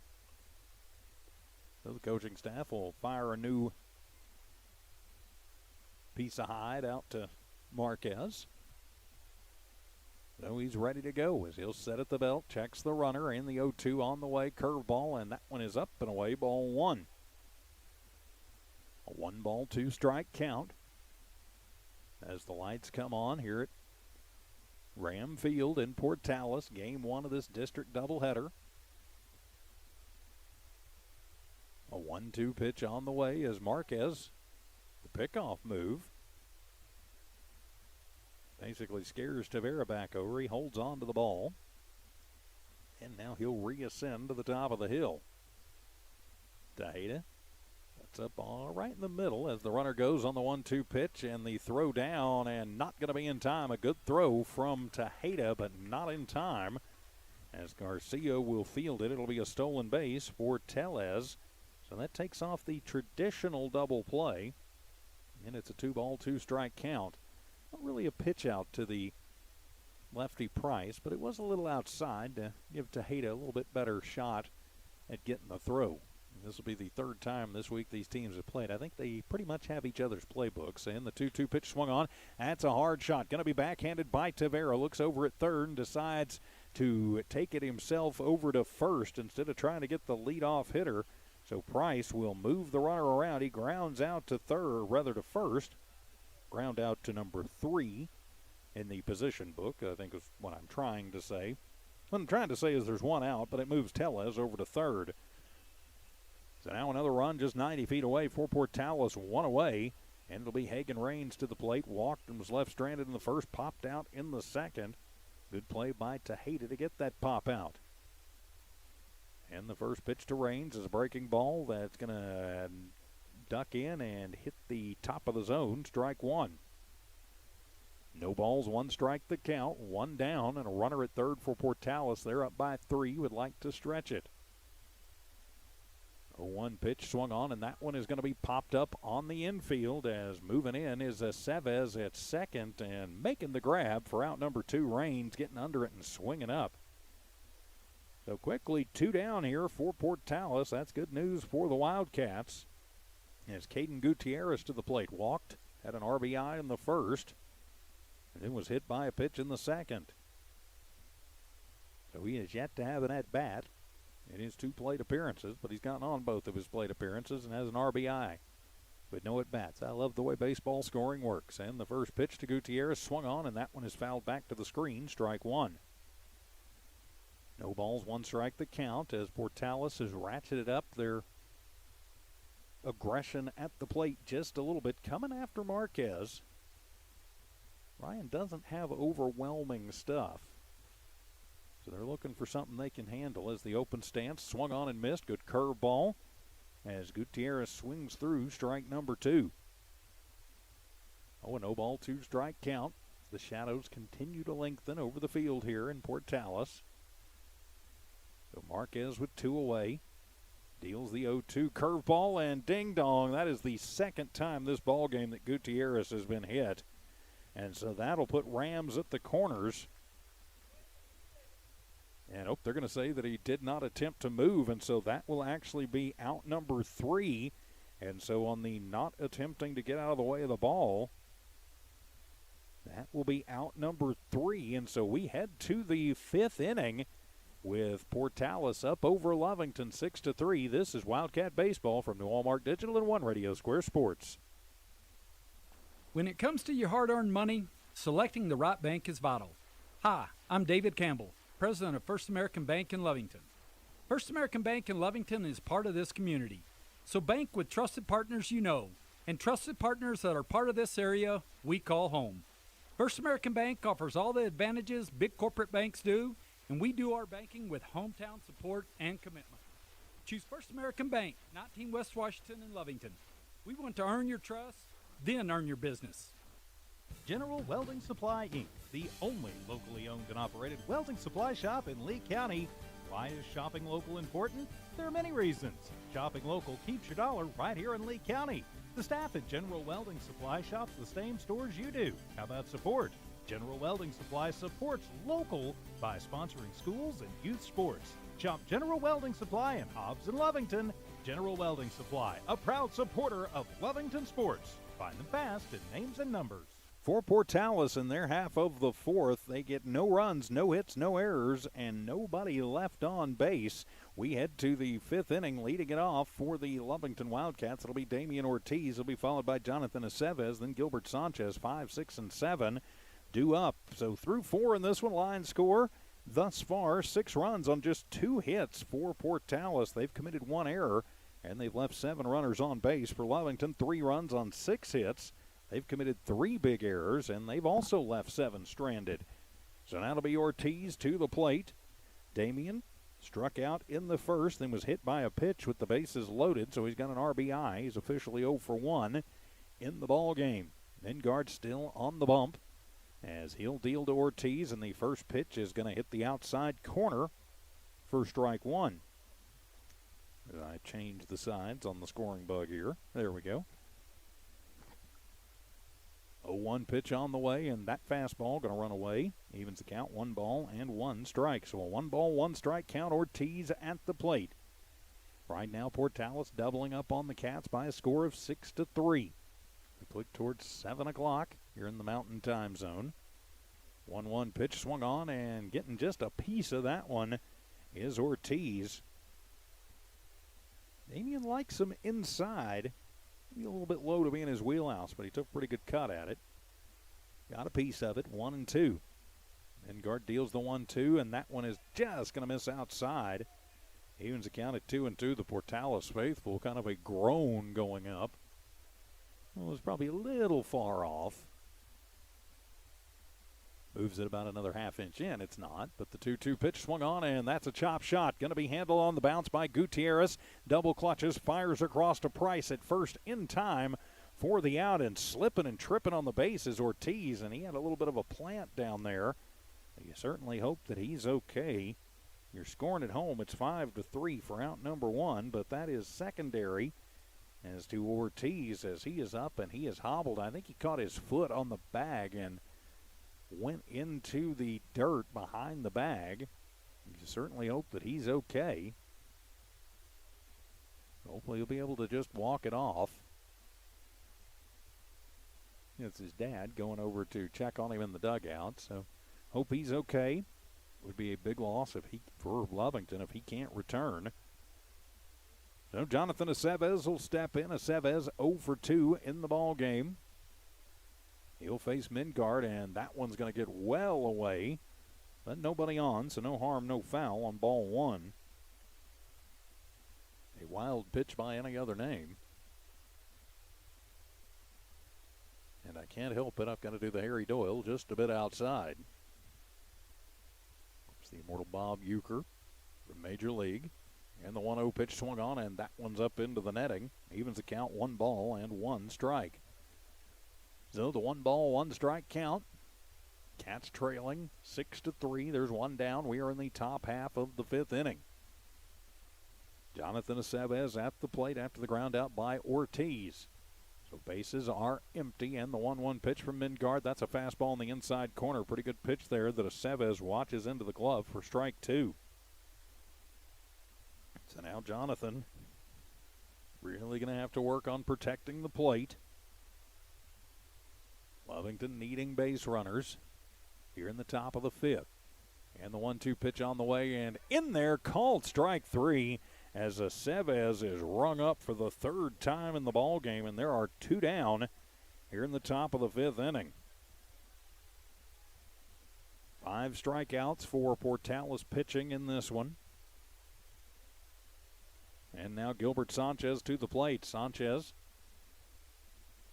an RBI walk his last time up, also walked back in the 2nd, stole the base. And the first pitch to Gilbert is going to be in there for a called strike 1. Good fastball.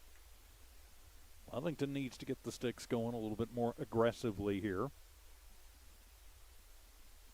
with their last outs of the ball game. And the pitch swung on and missed. Pretty good pitch to take a hack at. Gilbert just misreading it a little bit on the outside pitch, but probably would have been strike 2 anyway. So now choke up a little bit, protect the plate. And the 0-2 pitch, and that one is going to be swung on and missed and gets away for strike number 3. So 1, 2, 3 go the Cats in the top of the 5th, 4.5 down as the Wildcats trailing the Rams 6-3. This is Wildcat Baseball from New Allmark Digital and One Radio Square Sports.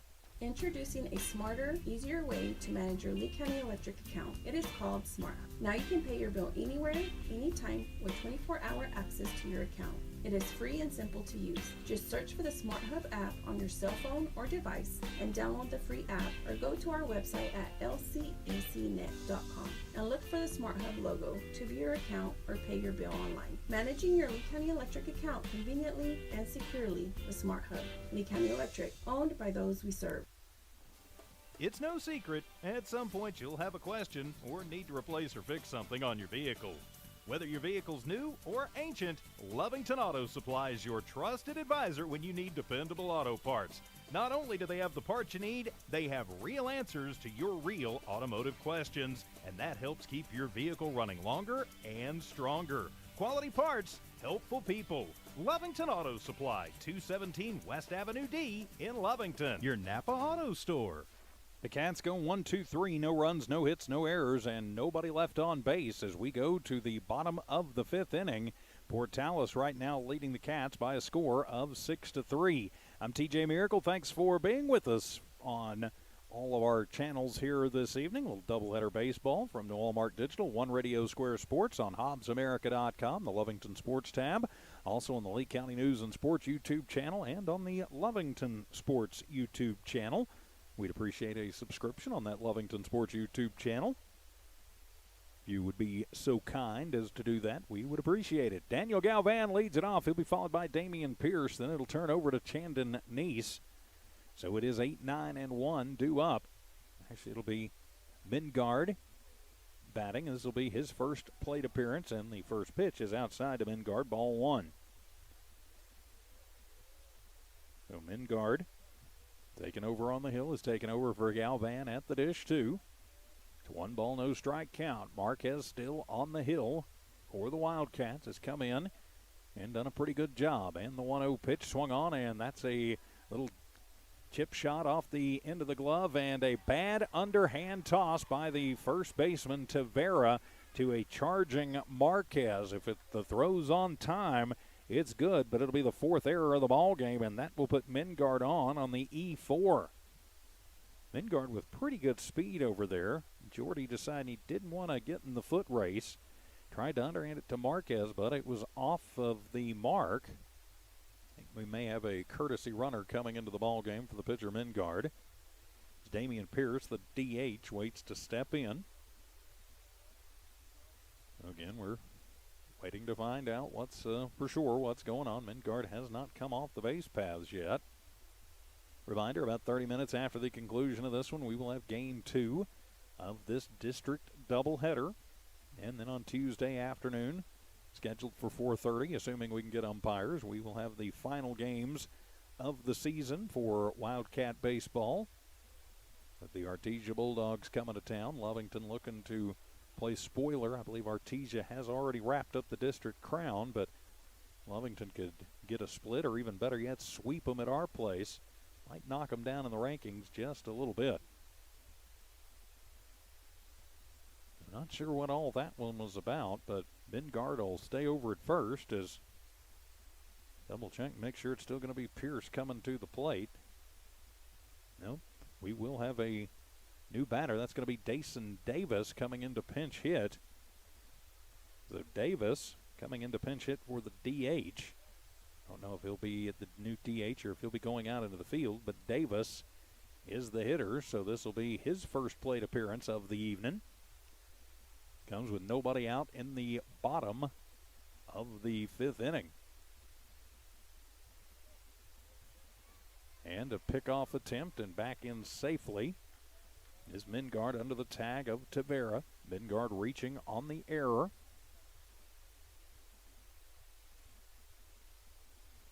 As Davis at the plate, still waiting on his first pitch. 6-3, Portales in the lead. Marquez, always from the stretch, gets the sign from Tejeda, who sets up inside and the pitch and shows bunt, pulls it back, but it'll get away from Tejeda, so the passed ball will move Mingard down to second. And it's ball 1 to Davis at the plate. Lovington cannot let things fall apart. You're only down by 3. You don't want to let Portales move any more runs across. A 1-ball, no strike count as Ryan will set, checks on the runner. Mingard getting a big lead over there, and the 1-0 curveball is up high for ball 2. 2 balls, no strikes the count, nobody out. We're in the bottom of the 5th inning. Game 1 of this district doubleheader. Lights are on as we head into the evening time. And the 2-0 pitch, and taking something off of that one, but it'll be low and in the dirt for ball 3. So a 3-ball, no strike count to the number 9 hitter, Dason Davis. We'll see if Coach Tellez gives him the green light. If Marquez feeds one up there he thinks he can do something with. 3-0 pitch, and that one's going to be inside, ball 4, and it'll get away from Tejeda. So the walk to the number 9 hitter, Davis, and on the passed ball, that will move Mingard down to third. So Rams at the corners as we will turn the lineup over.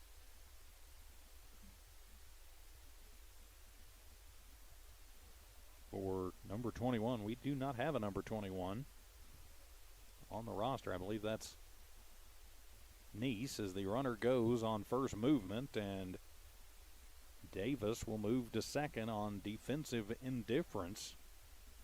I think Lovington more worried about Nice at the plate. Oh, a 1-ball, no strike count as that one's going to be in and over the shoulders of the batter, Nice, ball 2. Lovington has had way too many hit batsmen, way too many walks in this first game. Fortunately, it hadn't bitten them too hard. But in the late innings, you don't want to see it in the 2-0 pitch, and that one is going to be low and away for ball 3. So a 3-ball, no strike count. Be interesting to see if Nice has the green light or if they're going to make Marquez throw him a pitch. As Marquez will deal, the curveball is going to be up and away, ball 4. So another walk, and the bases are loaded for Wildcat pitching. That's 1, 2, 3, 4. 5th walk they've given up today, and now it'll be Mario Velasco to the plate. Velasco with a line double in the first and scored, hit by a pitch and scored in the second, struck out in the third. So nobody out, bases loaded now for Portales as they are threatening to blow this one wide open here in the bottom of the 5th inning. So Marquez will set, gets his sign, comes to the plate. That curveball is up and away, ball 1. 9 straight balls now thrown by Marquez. He has not managed to find the zone here in this inning. And the pitch, and that change up, just trying to get it in there, and he does. It'll be strike one. Evens the count at 1 ball and 1 strike. So 10 consecutive balls. Actually, I'm sorry, 13 consecutive if you go back to the start. And the pitch swung on. That one is lifted high in the air to left field. It is curling into foul territory and is going to fall before a charging Nava can get to it. And so Velasco now down in the count. 1 ball, 2 strikes. So the 1-2 count. Velasco trying to get some more runs on the board for his squad. Lovington going to do whatever they can to keep that from happening. Neese at first. Davis at second. Mingard at third. And the pitch, and that one is going to come inside. Gets away from Tejeda. And the wild pitch is going to score the run. So Mingard going to score on the wild pitch. Everybody else going to move around. And it'll make it 7-3. So now 7-3 and a 2-2 count to Velasco at the plate. Ontiveros waits on deck for Portales. Well, now you got first base open. You don't want to let anybody get there for free, though. So if you're Marquez in the catch, you just got to keep battling. Tejeda sets up on the inside. And the 1-2 pitch on the way, swung on, and that one is going to be lifted high in the air to shallow left field. It is going to fall in, and that will score 1 run. And charging around as the play goes to second, that'll score 2 as Davis will score, Neese will score, and it'll be a 2 RBI single for Velasco. So 2 ribbies on that one makes it 9-3 in favor of the Rams. And now Adrian Ontiveros to the plate. Ontiveros hit by a pitch, reached via the air and grounded out. So he's 0 for 2. Runner at first is Velasco as Marquez going to step off. Still nobody out here in the 5th inning. Portales trying to put paid to this one. Trying to move the chain here. Lovington trying to get it to a 6th inning. In the wind and the pitch, and that one is going to be outside, ball 1. At some point, you got to think Coach Deck might call a timeout, go out and see if he can settle Ryan in a little bit, because he is definitely having trouble finding the strike zone here in the 5th. 3 runs across, and still nobody out, and a runner at first in Velasco. And Velasco will go, and the throw down not going to be in time from Tejeda, so the stolen base for Velasco. And it's ball 2 at the plate to Ontiveros.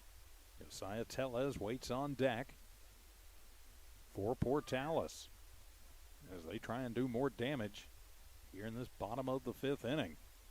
3 runs already across. Marquez will check the runner, comes to the plate. That curveball is not going to break nearly enough. Ball 3. Coach Deck still watching on, leaned up against the railing in front of the dugout. So a 3-0 count. I think that the tech sign will be on for Ontiveros here. As hopping off the mound is Marquez.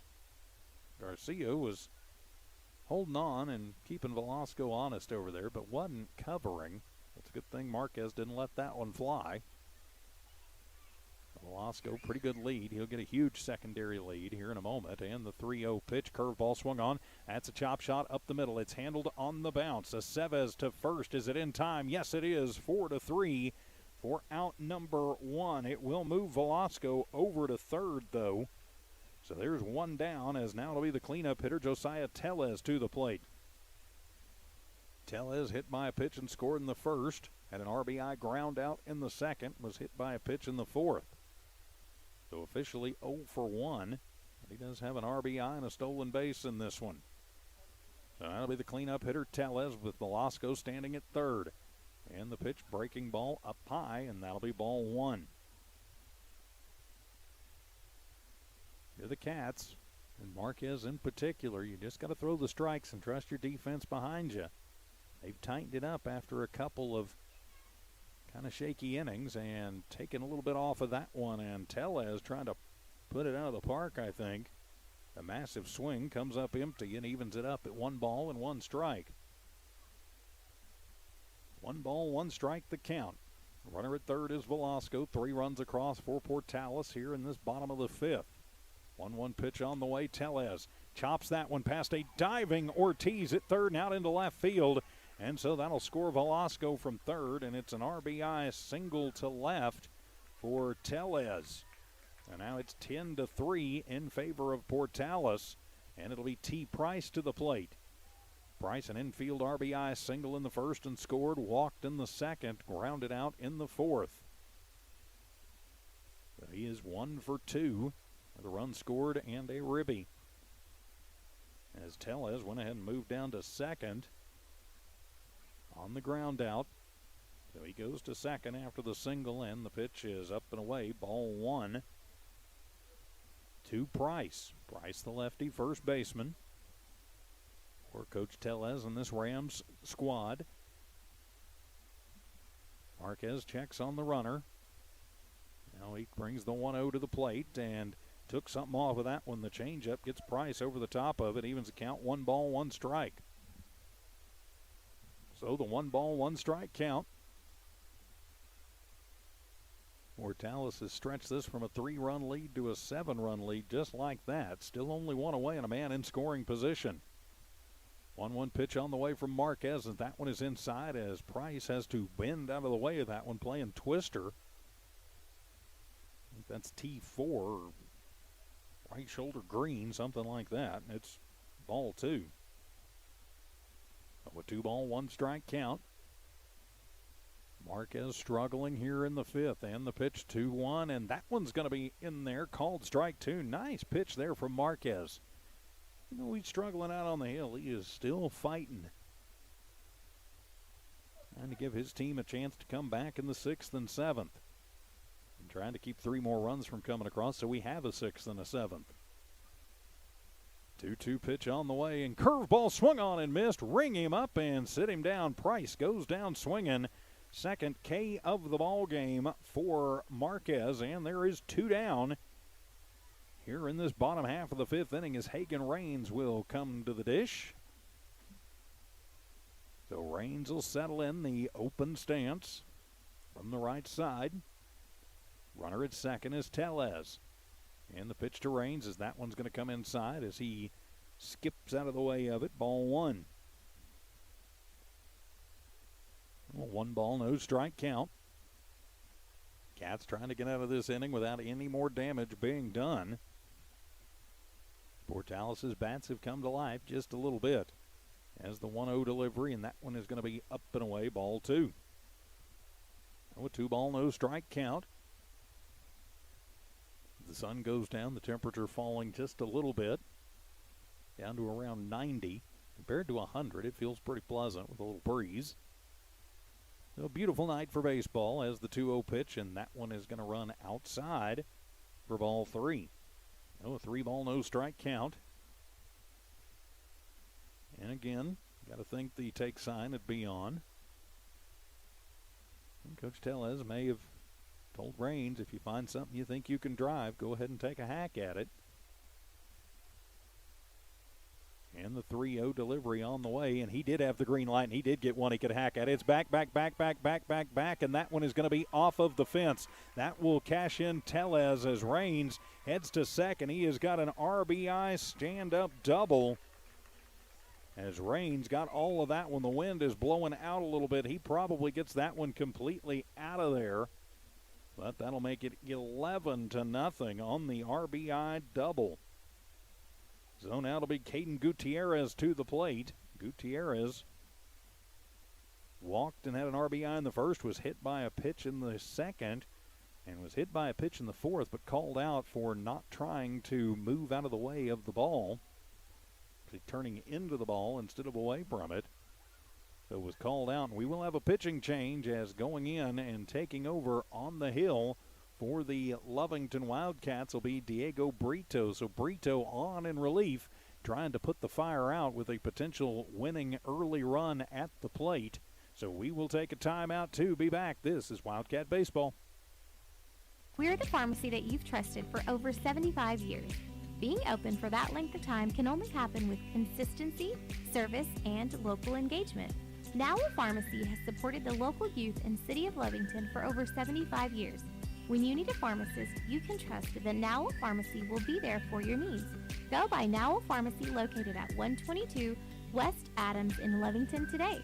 Now Pharmacy, a proud supporter of the Lovington Wildcats.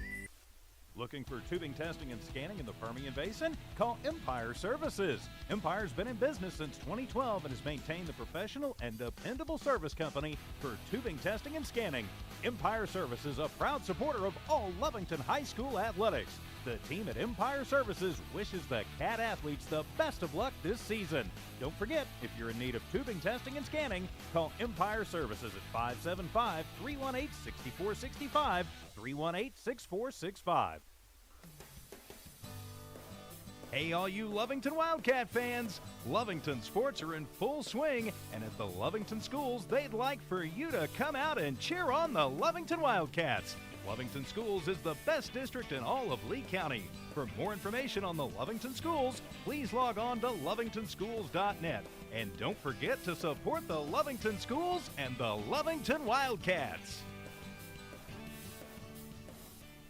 Back here in Portales, pitching change. I believe I said it was Brito who was going into pitch. I was mistaken. That's actually Olivares coming in off of the bench. So Olivares going in to try and put out the fire as Caden Gutierrez to the plate. So Olivares will now come in. He is the third Lovington pitcher of the day. We've got some more changes going on as checking in to play center field and making a long sprint in is number 6. I do not have a number 6 on my roster.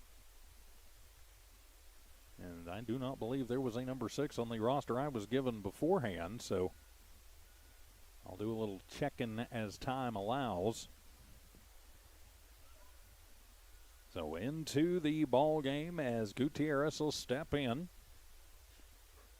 He's 0 for 1. Runner at second is Raines. As Olivares looks in, gets the sign, kicks and fires, and that fastball is going to be up and away for ball 1. No third Lovington pitcher of the game. If Gutierrez can find his way around the base paths before the end of this inning, that would be the ball game. Olivares wants anything but that to happen on in relief. Olivares will check on his runner over at second. Now he'll come to the plate. Breaking ball that's going to break enough and down into the zone. Evens it up. 1 ball, 1 strike. So on the curveball, the 1 ball, 1 strike count, 11-3 is the score. Lovington looked like they'd gotten it chipped back away, but Portales' bats have come to life here in this 6th inning, or rather 5th inning. Olivares, a much more deliberate worker than either Garcia or Marquez. But now he's ready as Gutierrez steps back in. Olivares with the high set. It's the sign from Tejeda, who sets up outside, throws it, and bunted for strike 2 by Gutierrez. And a 1 ball, 2 strike count, so don't think you're going to see Gutierrez attempt the bunt again. As Mingard waits on deck. Of course, he led the inning off. Reached on an error to start this inning off. So Olivares checks his runner, and the 0-1-2 pitch swung on, and that one is going to be popped up over on the left side. Ortiz charging over, but going to just have to watch as that one will bang off the top of the Portales dugout and will reset at 1 ball, 2 strike. Good hustle there from Ortiz and Tejeda. Both of them over in the neighborhood. If that one hadn't gotten out of play. Well, the 1-2 count at the plate to Caden Gutierrez, the third baseman for the Rams, who have blown this one open here in the bottom of the 5th inning.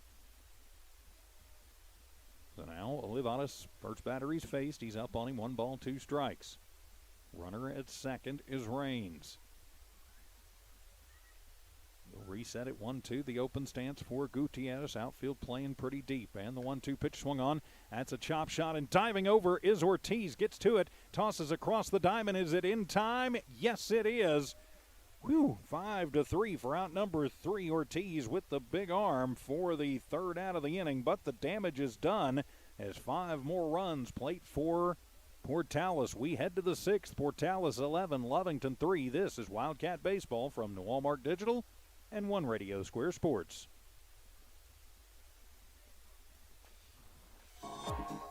Attention shoppers. Bob's Thriftway welcomes you to Lovington, New Mexico. This week you'll save big on grocery items throughout their store. Save big on produce, household items, bread products, and meats. Every week, Bob's Thriftway has big savings for their customers. Bob's Thriftway is your local hometown grocery store. So for the freshest produce, the best meats, shop Bob's Thriftway, 906 West Avenue D in Lovington. Devon Energy is proud to support the athletic programs of Lovington High School this season. By partnering with local schools in Lovington, Devon is making an investment in the long-term future of the community. Sports teach discipline, teamwork, and leadership.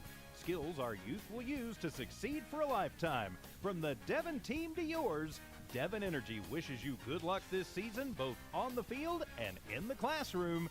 Go Wildcats! For the Rams in the bottom of the 5th, they get 5 runs on 3 hits. Lovington commits another error, and another runner is left stranded on base for Portales. As we head now to the 6th inning, the Cats with some work to do as they trail this one by a score of 11-3. So let's see who we've got coming up to the plate. Leading it off for the Wildcats, it'll be Ochoa. So Ochoa going to go in for Nava. He's courtesy run. But he will lead it off, so at the moment it looks like it will be Ochoa, and then standing on deck is Olivares, and then it should be Brito to round out the 8, 9, and 1. So 8, 9, and 1, Ochoa going to see his first at bat of the ball game. Lovington trailing this one 11-3.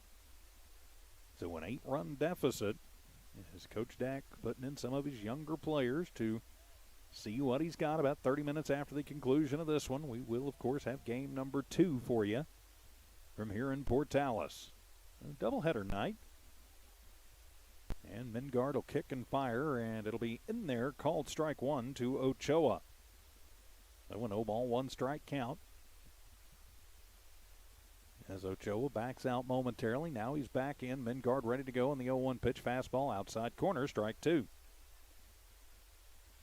Of course, the great thing about a doubleheader is you have one like this, you can get some of your younger players in, get them some varsity experience, and you can start resting a little bit and reloading for game number 2.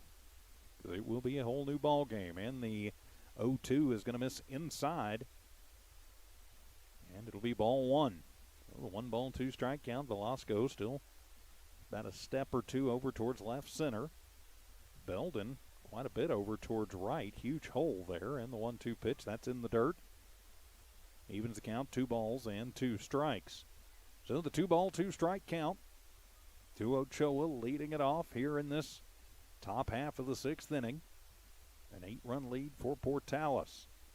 2-2 pitch on the way, swung on. That one is lifted high in the air to shallow center field, and the Texas leaguer going to drop in front of Velasco, and Ochoa with the leadoff single.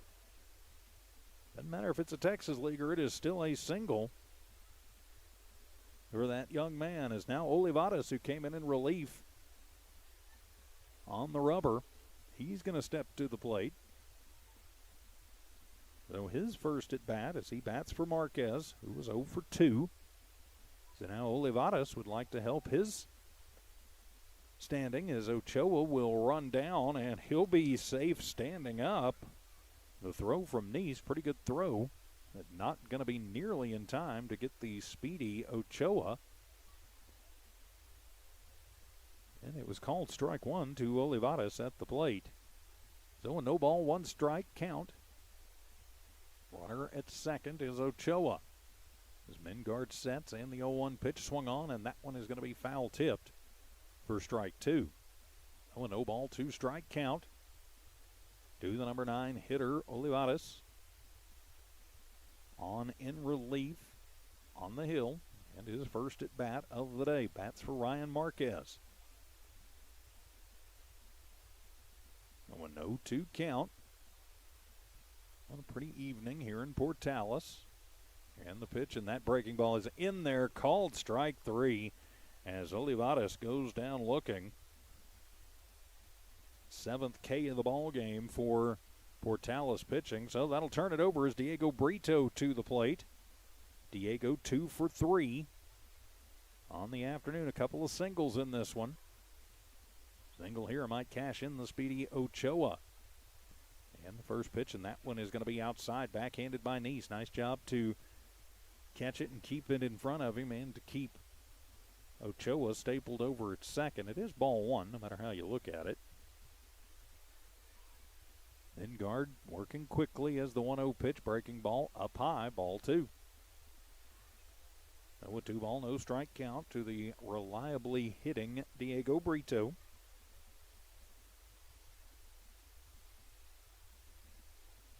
Lingard looks over at Ochoa at second and comes with the 2-0 pitch, and that one's going to be outside, and a snap throw down to second. And that one's going to get away from the second baseman Tellez, going to center field. Velasco gets it and fires it over to third and fires it into the dugout. And so the throwing errors, a comedy of errors right there, and Ochoa will score. So he moves to third on a throwing error, and then he will, so that would be an E2. And then he will score on an E8. So 2 errors have the Wildcats in business. And I believe it was ball 3 to Brito at the plate. And that'll be ball 4 to Diego. So he'll take his base. And the Cats have put one across on a little bit of sloppy play from the Rams. So Lovington has chipped one of their runs back. As now to be Luis Garcia to the plate. Garcia reached on an error in the first, singled in the third, and scored and popped out. He's 1 for 3. Runner goes as Brito down, and it would have been dead to rights, but Raines can't hang on to the ball. Looks at the glove like, hey, what happened? Yeah, I don't think you busted a string there, but Brito will take the stolen base. So will the Wildcats, to be sure. So 1 down, a run across for Lovington here in this top of the 6th inning. And a 1-ball, no strike count to Garcia at the plate as the 1-0 pitch, and that fastball going to run outside, ball 2. When Lovington got their 3 runs back in the 3rd inning was when the pitching staff for Portales started having a little control problem. Maybe seeing that again, the 2-0 pitch, that fastball on the inside corner, good pitch, strike 1. 2 balls, 1 strike the count. Runner at second as Brito walked and then stole that bag. Not a huge lead for Diego out there. And Lingard checking on him, and the 2-1 pitch is going to be high. And that'll be ball 3 to Garcia. So 3-ball, 1 strike count. And Luis is going to have the green light if Lingard throws something up there that he thinks he can handle. Trying to cash some more in. The 3-1 pitch inside, ball 4. So back-to-back walks, and the Wildcats are in business here in this top half of the 6th inning. Then now Victor Tejeda, the catcher, to the plate. With 2 on and 1 out. The Cats trying to scratch and claw some of these runs back, and timeout on the field going to be taken. As Portales' pitching coach going to come out and just see if he can settle Lingard down. See if he's going to leave him on the hill. Yeah, looks like he is going to leave him. Again, just a reminder, coming up about 30 minutes after the conclusion of this one, we will have game 2 of this district doubleheader. So we'll be playing well into the night tonight from here in Portales. Thanks for watching wherever you are around the world on the Lovington Sports YouTube channel. Also on the Lovington Sports tab at HobbsAmerica.com. And we're also on the Lee County News and Sports YouTube channel tonight. If you're watching on the YouTube channel, or even if you're not watching on the Lovington Sports YouTube channel, flip it over there and please give us a subscription. We would certainly appreciate that. You just click the subscribe button. You can always go turn off the notifications. But if you don't, it will tell you when we have live Lovington Sports coming up. So a subscription greatly appreciated. As Victor Tejeda will step to the plate With 2 on and 1 out, Mingard will stay on the hill, and his fastball swung on and missed by Victor. That'll be strike 1. No balls, 1 strike the count. Jordy Tavera waits on deck. Cats trailing by 7 runs. Portales trying to get out of this one with no more damage, and the pitch, that one's going to be in the dirt for ball 1. Evens the count, 1 ball, 1 strike. Garcia at first, Brito at second. Both were walked. Ochoa scored earlier in the inning. Had a Texas leaguer to center. Then stole the base and scored on 2 consecutive throwing errors. 1-1 pitch outside, and that one is going to get away from Neese and go all the way to the wall. And so everybody going to move around on the passed ball. And it's ball 2 to Tejeda. Oh, Mingard starting to struggle just a little bit out on the hill. Camden Neese, the catcher,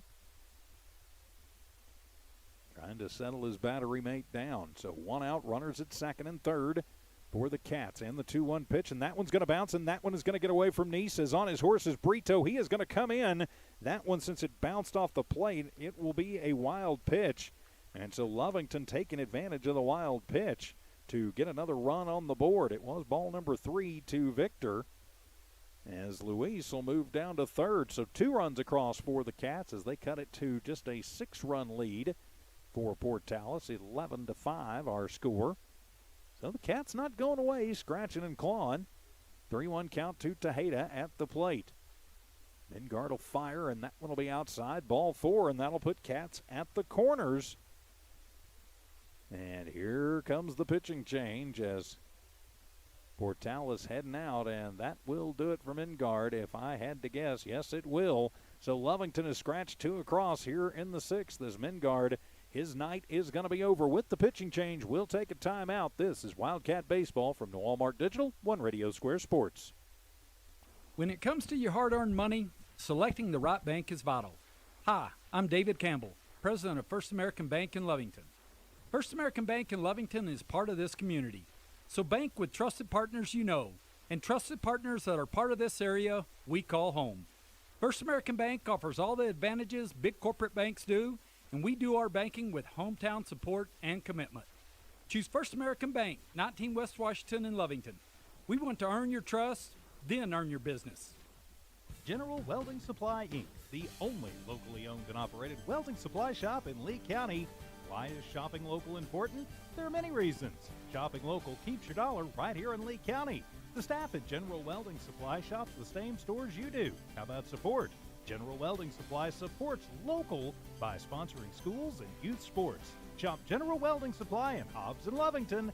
General Welding Supply, a proud supporter of Lovington sports. Find them fast in names and numbers. Introducing a smarter, easier way to manage your Lee County Electric account. It is called SmartHub. Now you can pay your bill anywhere, anytime, with 24-hour access to your account. It is free and simple to use. Just search for the SmartHub app on your cell phone or device and download the free app, or go to our website at lcacnet.com and look for the SmartHub logo to view your account or pay your bill online. Managing your Lee County Electric account conveniently and securely with SmartHub. Lee County Electric, owned by those we serve.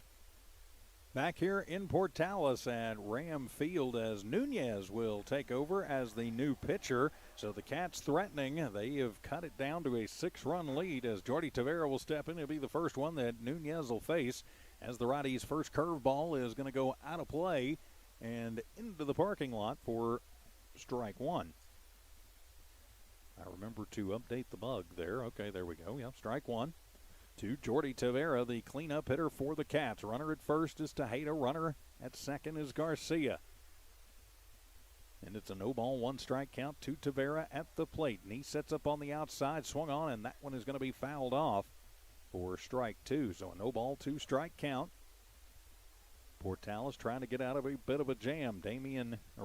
Ochoa led off with a Texas League single, stole the base, then scored on 2 consecutive throwing errors. Diego Brito walked, stole the base, moved to third on a pass ball, and scored on a wild pitch. Garcia walked, and then a walk by Tejeda, and the pitch swung on, and Tavera gets a piece of that one. It'll stay 0-2. And then Tejeda walking.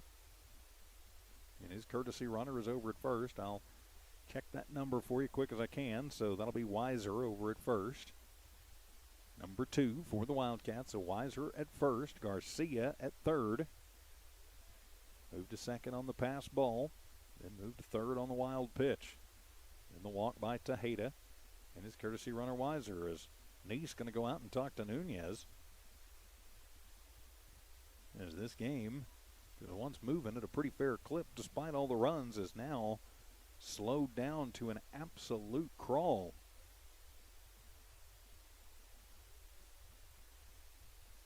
It looked like this game may be over before 7, but here we are, 7:30, and again, the tempo has really slowed down. The pitchers, working with a lot of traffic, have slowed down on the hill. And they've thrown a lot of pitches, too. So the 0-2 and the fake pickoff throw from Nunez. Again, these two teams going to battle. 2 runs across for Lovington. They want more with 1 down, and the pitch swung on, not swung on, but and they're going to throw it away, and that one another throwing error. That'll be an E2 as that one goes out into center field as Weiser will move all the way to third, and the error will score the run. So another throwing error, 3 errors in the inning for Portales, makes it an 11-6 ball game. That was ball 1 to Tavera, by the way. Well, 1 ball, 2 strike count. So Jordy back in. He is on the plate, gets the sign he wants from Nice. He'll set high in the 1-2 pitch, and that one is going to bounce off the plate, and that'll go all the way to the screen, and they play at the plate, not going to be anywhere close to in time, and the ball thrown away. So Tejeda going to score on the wild pitch, another wild pitch, and Lovington is again cutting the lead down. 2-2 to Tavera at the plate. Now the base is cleared of traffic. Mike Nunez is going to continue to pitch out of the stretch, though. So Tavera, 4 runs across for the Cats, and the pitch swung on, and that one is lifted high in the air to right center. It's going to get where they ain't. It's going to go almost to the fence. It'll be bobbled by Belden, who's going to get it in. The relay throw at second, not going to be in time, and it is a 1-out double for Jordy Tavera to right center. So Tavera keeps the line moving for the Wildcats. And so that's going to bring Damian Ortiz to the plate. Actually, that is not Ortiz. That is Bosquez coming in to bat for Ortiz. So Bosquez will come in to pinch hit for Ortiz. We're going to have all kinds of changes in the book for the bottom of the 6th inning, I have a feeling. We'll catch him as good as we can. Aceves waits on deck. So Bosquez, freshman pitcher, coming in. We'll have a pinch runner go into the ball game as well. That's Taylor coming up from the JV. And he'll check in to be the pinch runner for Tavera. I may do it for Tavera. As again, with all the changes on offense and defense, this game has slowed down, and with all the traffic on the base paths, the pitchers taking their time as well. So now it'll be Taylor over at second, as Nunez will kick to Bosquez at the plate, and the first pitch will be up and away, and that'll be ball 1. 1 ball, no strike count. Bosquez, the freshman pitcher. Nunez will deal the 1-0. That one's going to be low for ball 2.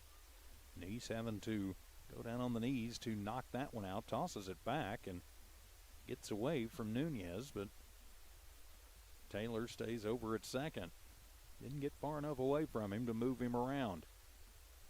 Taylor gets a pretty good lead out there as Nunez will kick the 2-0. Check swing. Did he go? Nope. He held it up. And it'll be ball 3. With 3 ball, no strike count. I think both of these teams would tell you pitching has kind of been their weakness this season. 3-0 pitch, and that one is going to miss ball 4 as Bosquez will work the 1-out walk, and that'll put runners at first and second.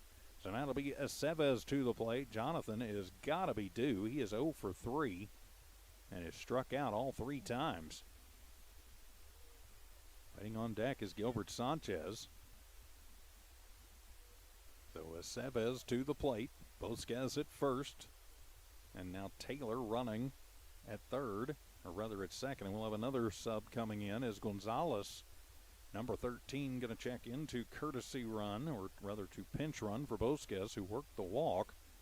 Again, we're going to have all kinds of changes in the lineup come bottom of the sixth inning. Unlike softball, you don't get unlimited substitutions. You have courtesy runners in the pitcher and the catcher, and that is it. So a whole lot of changes for Lovington coming up in their half of the sixth. But, hey, the top of the sixth is still going. And the first pitch from Nunez to Aceves is in there, called strike one. Lovington has put 4 across in this inning. And trying for more with runners at first and second. The 0-1 pitch as Aceves takes a hack and comes up empty, strike two.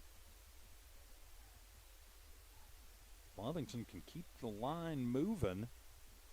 They've got the potential tying run waiting on deck in Sanchez. Nunez will deal the 0-2, and that one's going to be swung on and off the fist, and a slow roller to Taylor, who goes across the diamond in time to get the lead runner, Price. So Price is going to get Taylor scored. That's an interesting one. 3-5 for out number 2, and Aceves will reach on the fielder's choice.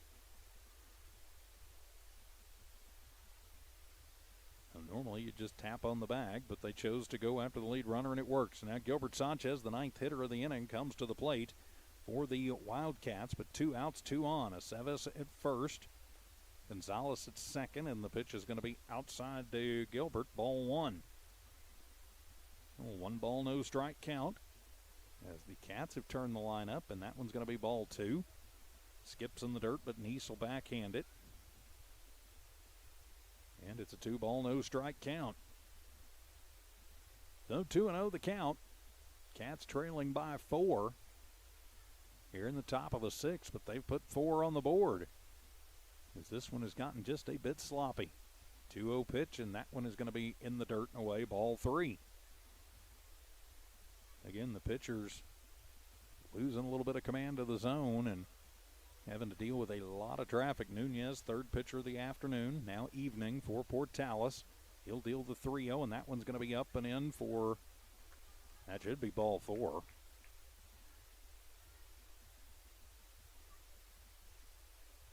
right, so I guess it's a 3-1 count. I had it as 3-0. And the pitch, and that one swung on and going to be popped up over on the right side. Could be trouble as Tellez at second calls everybody off and will make the grab for out number 3. But the Cats put 4 across. We head to the bottom of the 6th. That's Portales 11, Lovington 7. This is Wildcat Baseball from the Walmart Digital and One Radio Square Sports. It's no secret, at some point you'll have a question or need to replace or fix something on your vehicle. Whether your vehicle's new or ancient, Lovington Auto Supply is your trusted advisor when you need dependable auto parts. Not only do they have the parts you need, they have real answers to your real automotive questions, and that helps keep your vehicle running longer and stronger. Quality parts, helpful people. Lovington Auto Supply, 217 West Avenue D in Lovington, your Napa Auto Store. We're the pharmacy that you've trusted for over 75 years. Being open for that length of time can only happen with consistency, service, and local engagement. Now a Pharmacy has supported the local youth in City of Lovington for over 75 years. When you need a pharmacist, you can trust that Now a Pharmacy will be there for your needs. Go by Now a Pharmacy located at 122 West Adams in Lovington today. Now a Pharmacy, a proud supporter of the Lovington Wildcats. For the Wildcats in the top half of the 6th, they get 4 runs on 1 hit, 3 errors committed by Portales, and 2 runners left stranded. We go to the bottom of the 6th. Portales in the lead, 11-7. I'm TJ Miracle. Thanks for hanging out with me tonight as we get ready for the start of this bottom of the 6th inning. And I believe it will be Mingard starting it off, but we'll double check that. It may be Nunez starting it off as he went in for Mingard. Because Portales did bat around last inning, so yeah, it should be Nunez leading it off, but we will see for sure.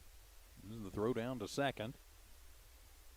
Well, looks like we don't have too many changes in the field, at least not in the infield.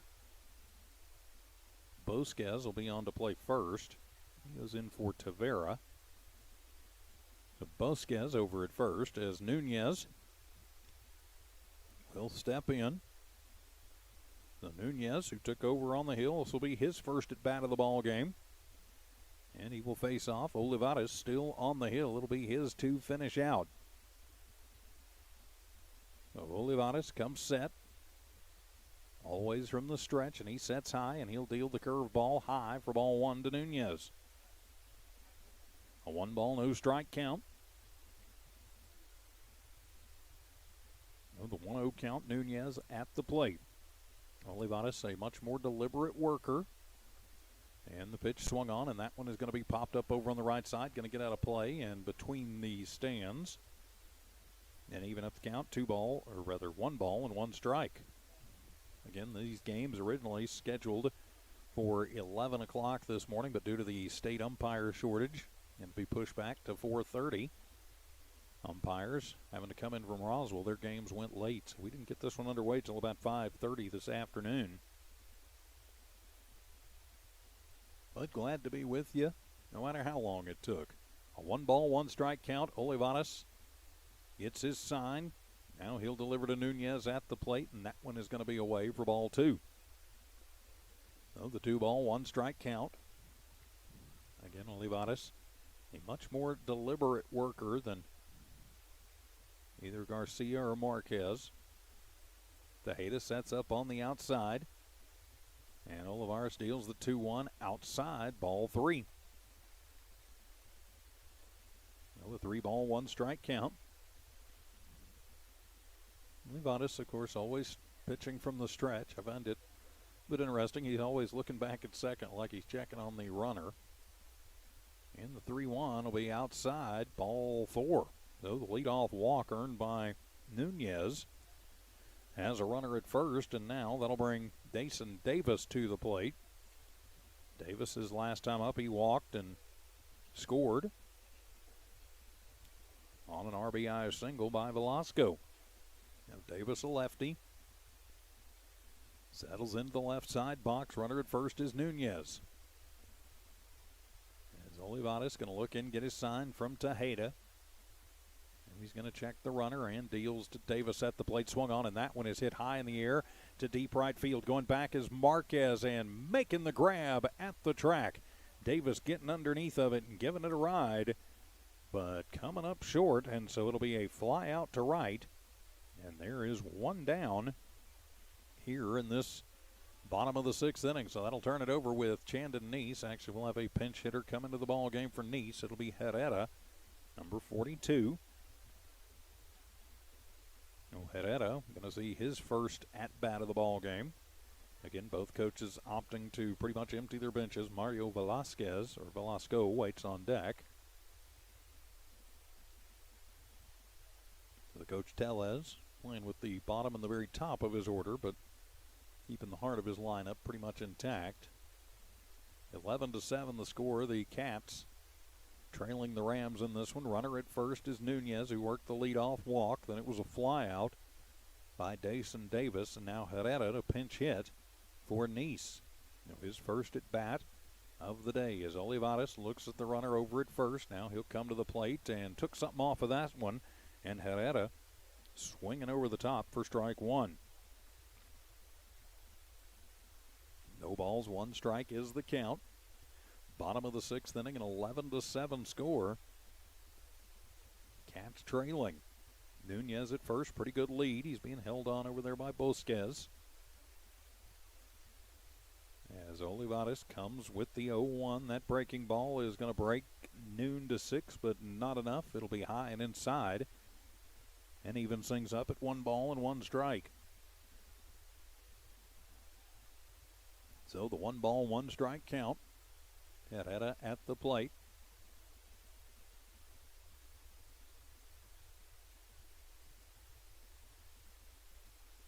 And again, a long time between pitches as the runner goes, as that one's going to be swung on and lifted high in the air to shallow center field. Coming in and making the grab for out number 2 is number 6. And again, I apologize. I do not have a number 6 on our roster. I was not given that number on the lineup. And there are 2 away after the nice catch by that young man. And again, I say that, I'm going to go back and look at the lineup that I was given by Coach Deck, and it's going to be there, and I just misread it. I sincerely hope not, but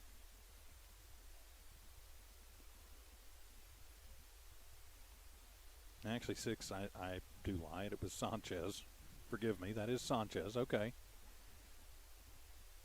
Well, where I was looking, and the wind and the pitch, and that one is going to be popped up over on the right side, and going over is Ortiz, and straddling fair ground makes the catch for out number 3, and so it is a 4-batter inning for Portales. We head to the 7th. Lovington with some work to do. This is Wildcat Baseball from New Walmart Digital, 1 Radio Square Sports. For tubing testing and scanning in the Permian Basin, call Empire Services. Empire's been in business since 2012 and has maintained the professional and dependable service company for tubing testing and scanning.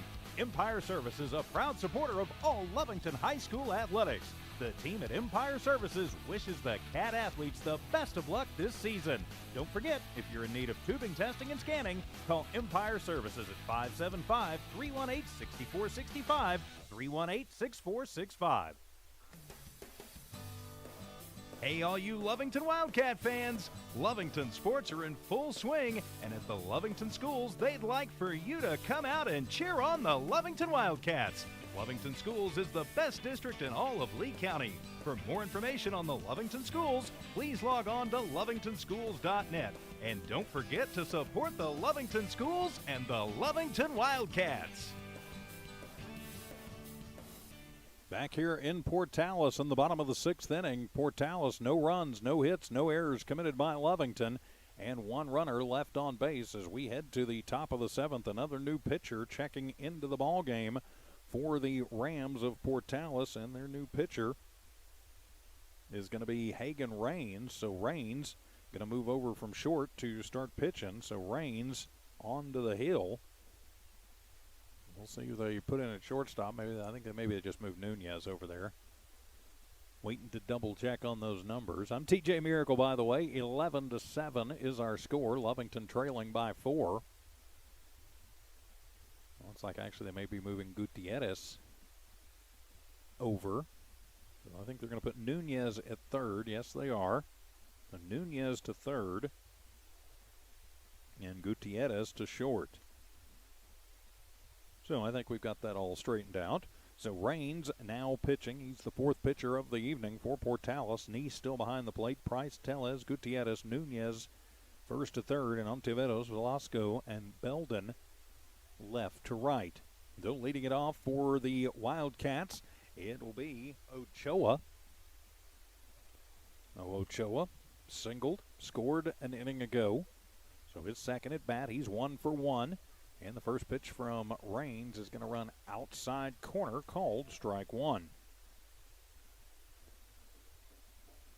Rains a lefty, pretty good stuff up there.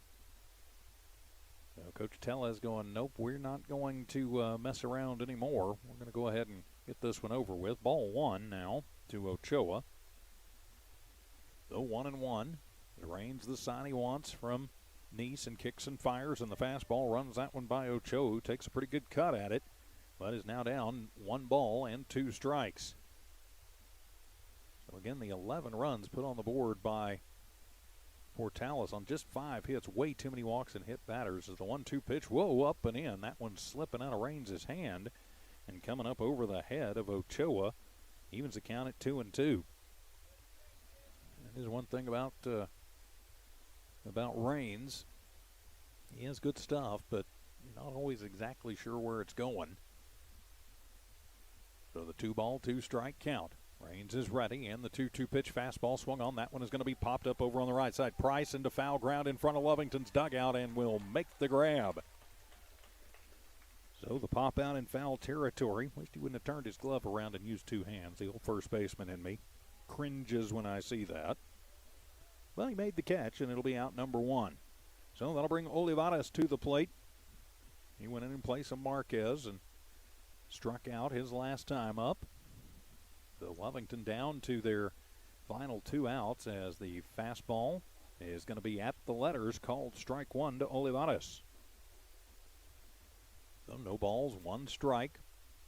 Olivares for the Cats, and Raines. Fastball swung on and missed. That'll be strike two. So a no ball, 2-strike count. There's Olivares' teammates and coaches telling him, calm down, just watch the ball. Raines steps off and wipes the brow. Now reascends the hill. Neese set up on the outside, given the signs. And the 0-2 on the way, and that one swung on and missed. Kind of a oops, I see it's high, I'm going to swing at it, but I can't hold it off. So the 8th strikeout of the evening. And Lovington is down to their final 3 strikes of the evening and turn the lineup over for Diego Brito. Brito 2 for 3, singled in the first, grounded out in the third, singled in the fourth, walked and scored, stole a base in the 6th. So Diego represents the last chance for Lovington, and so the pitch from Raines, fastball outside corner, yes sir, strike one. So now the Wildcats down to their final 2 strikes here in game 1. Of course, they'll reset and do it again if they can't come back in this one. And the 0-1 pitch swung on, and getting just a piece of it is Brito, but it's strike 2. So now the Cats are down to their final strike of game number 1. So timing being what it is, we will probably be getting this second game underway at around 8:30 this evening. Of course, this one's not done yet as Raines takes the big deep breath. Neese sets up, and the 0-2 pitch, and that one's going to be in the dirt. Ball 1. So a 1-ball, 2-strike count. Wildcats have to keep battling. And again, the big deep breath from Raines and the 1-2 pitch, and that one is going to be up and in, ball 2. Not sure who we're going to see take the hill for game number 2. Brito or Aceves probably going to be the starter for the Cats. Let's see what Coach Deck is thinking. They're both certainly capable of it. Lovington definitely going to want to win game number 2 if they can't come back in this one as Brito steps out. Thinking Raines taking way too much time. But now Brito back in. And Raines will be ready with the 2-2 pitch, I think. Yep, he will. As the big kick and the 2-2 fastball is going to be away, and that'll be ball 3. So it runs the count full to Diego Brito. To see what Raines is going to come up with here. Luis Garcia waits on deck. So Lovington hanging on by their fingertips, and the payoff pitch up and in, ball 4. Ducking out of the way of it is Brito, and so the Cats will live to fight another day, as it will, as Luis Garcia to the plate. Garcia reached on an error in the first, singled in the third, popped out in the fourth, and then walked and scored in the 6th. So he is 1 for 3 with a couple of runs scored in this one. So a 2-out walk issued to Diego Brito. And the Cats still have a pulse with 2 outs here in this top of the 7th. They've got to get 4 runs across or it is ball game. Raines kicks and fires, swung on, and that one is heading to the parking lot. Strike 1. I like, though, that Garcia was up there and he was looking for something to handle. And was just a little bit under that fastball for Raines. Oh, the no ball, 1-strike count is now the umpire going to come dust the plate off. Taking his time there. Victor Tejeda waits on deck if Garcia can find a way on. Of course, hats off to these umps. Understand they umpired a doubleheader in Roswell earlier today. So they got to be feeling it pretty good, and it's a pretty good haul from Roswell to here. As the 0-1 pitch is on the way, and that one's going to be low for ball 1. No, evens the count at 1 ball, 1 strike. 2 outs for the Cats. Runner at first is Brito. So before out 3 comes across, the Cats need to get 4 runs or it's ball game. And the 1-1 pitch swung on, lifted high in the air to right center field. Could be trouble. Belden going over, calling off the center fielder Velasco and makes the grab for out number 3. So Garcia gives it a ride, but comes up empty as the Cats will go down in this one by a final of 11-7. We'll take a quick timeout, come back and wrap this one up. This is Wildcat Baseball. Attention shoppers. Bob's Thriftway welcomes you to Lovington, New Mexico. This week you'll save big on grocery items throughout their store. Save big on produce, household items, bread products, and meats. Every week, Bob's Thriftway has big savings for their customers. Bob's Thriftway is your local hometown grocery store. So for the freshest produce, the best meats, shop Bob's Thriftway, 906 West Avenue D in Lovington. Devon Energy is proud to support the athletic programs of Lovington High School this season. By partnering with local schools in Lovington, Devon is making an investment in the long-term future of the community. Sports teach discipline, teamwork, and leadership. Skills our youth will use to succeed for a lifetime. From the Devon team to yours, Devon Energy wishes you good luck this season, both on the field and in the classroom. Go Wildcats! Welcome back to Wildcat Baseball from New Walmart Digital and One Radio Square Sports. Final line score in this one for Portales, who got the victory 11-7. They get 11 runs on just 5 hits. Lovington commits 4 errors and 9 runners left stranded for the Rams. For the Cats, 7 runs on 7 hits. They also commit 4 errors. They were 4 very costly errors and 10 runners left on base. 6 walks, 6 hit batters. Really the big difference in this ball game. So the Cats going to take about a half hour, take a deep breath, and get ready for game number 2. So we'll reset the scoreboard, see you in about a half hour for game 2. This is Wildcat Baseball from New Walmart Digital and One Radio Square Sports.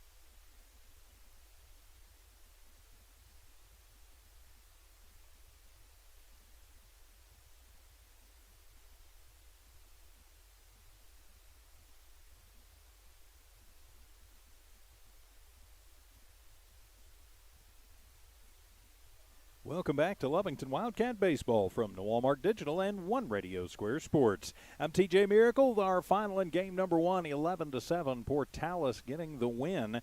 So now Lovington going to look to split the series here in game number 2. Starting lineups here for your Lovington Wildcats. Leading off and playing third, it'll be Diego Brito.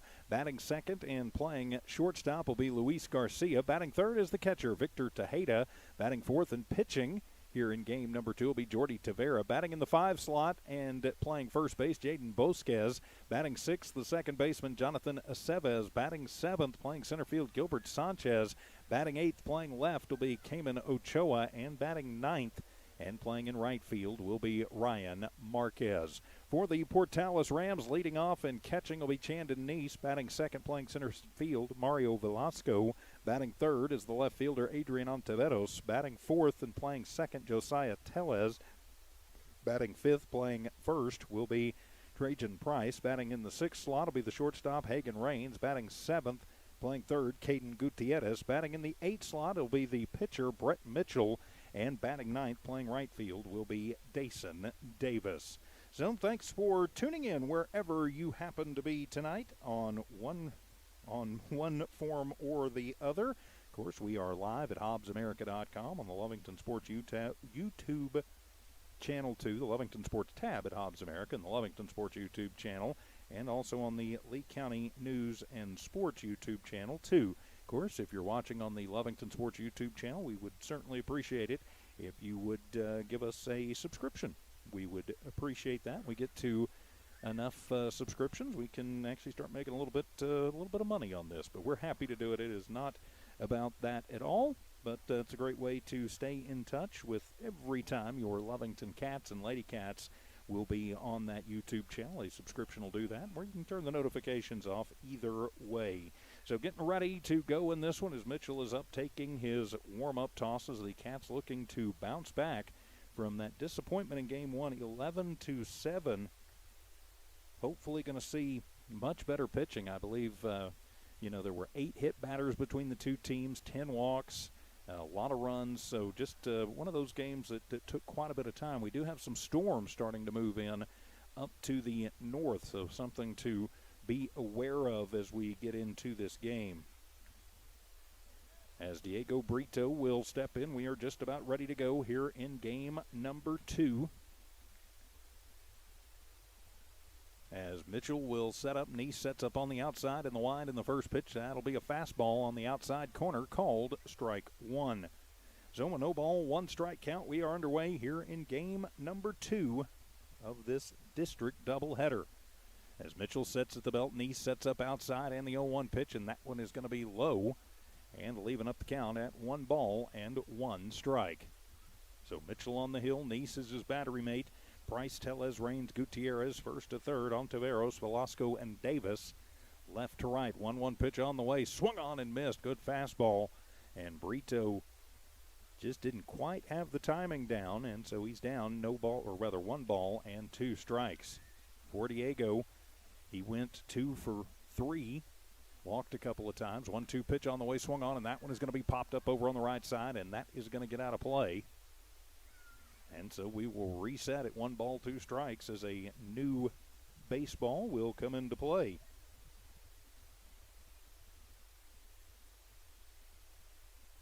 So 1 ball, 2 strike count, outfield playing fairly deep for these Portales Rams as Mitchell gets his sign and the 1-2 pitch, and that one is that's going to be called strike 3.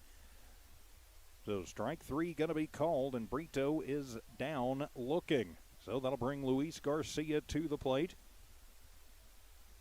Garcia 1 for 4 last game. He did get on a couple of times, reached on via a walk and an error. So the lefty shortstop for the Cats will settle in. As now Neese going to set up on the outside once again as Mitchell will deal the first pitch, and that one's going to run inside but be called strike 1. Neese sets up well outside, but it runs the other way. Kind of the slot that Mitchell lets it go, it will tend to cross over from that right side box into the left side a little bit. So a no ball, 1 strike count for the big righty, and he'll kick and fire, and swung on and missed as Garcia quickly down. No balls and 2 strikes. So a no ball, 2 strike count just underway here in game number 2 on what's turning into a pretty nice evening for baseball. There are some storms, though, to our northwest that we'll have to keep an eye on. And the 0-2 pitch swung on, and that one's going to be popped out of play and heading over to the soccer field. So we'll reset and do it again at 1 ball and 2 strikes. Or rather, no balls and 2 strikes. So I'm trying to get my book all up to date and in order as we get this one underway. Got the lineups fairly late, but we did get them. Oh, a no ball, 2 strike count as Garcia back in. Mitchell looks in at the sign, and the 0-2 swung on, and that one is hit high in the air. Going to deep center field. Velasco comes over into the left center power alley on the run, and will make the grab for out number 2. So quickly 2 away for the Wildcats here in this top of the first inning. And that will bring Victor Tejeda to the plate for the Cats. So Tejeda will step in. Tejeda in game number 1 reached on a fielder's choice, also had a single and a walk. And the first pitch to Victor will be a fastball right in there called strike 1. Lovington going to need to be a little aggressive at the bat. Can't just let it sit there on your shoulder.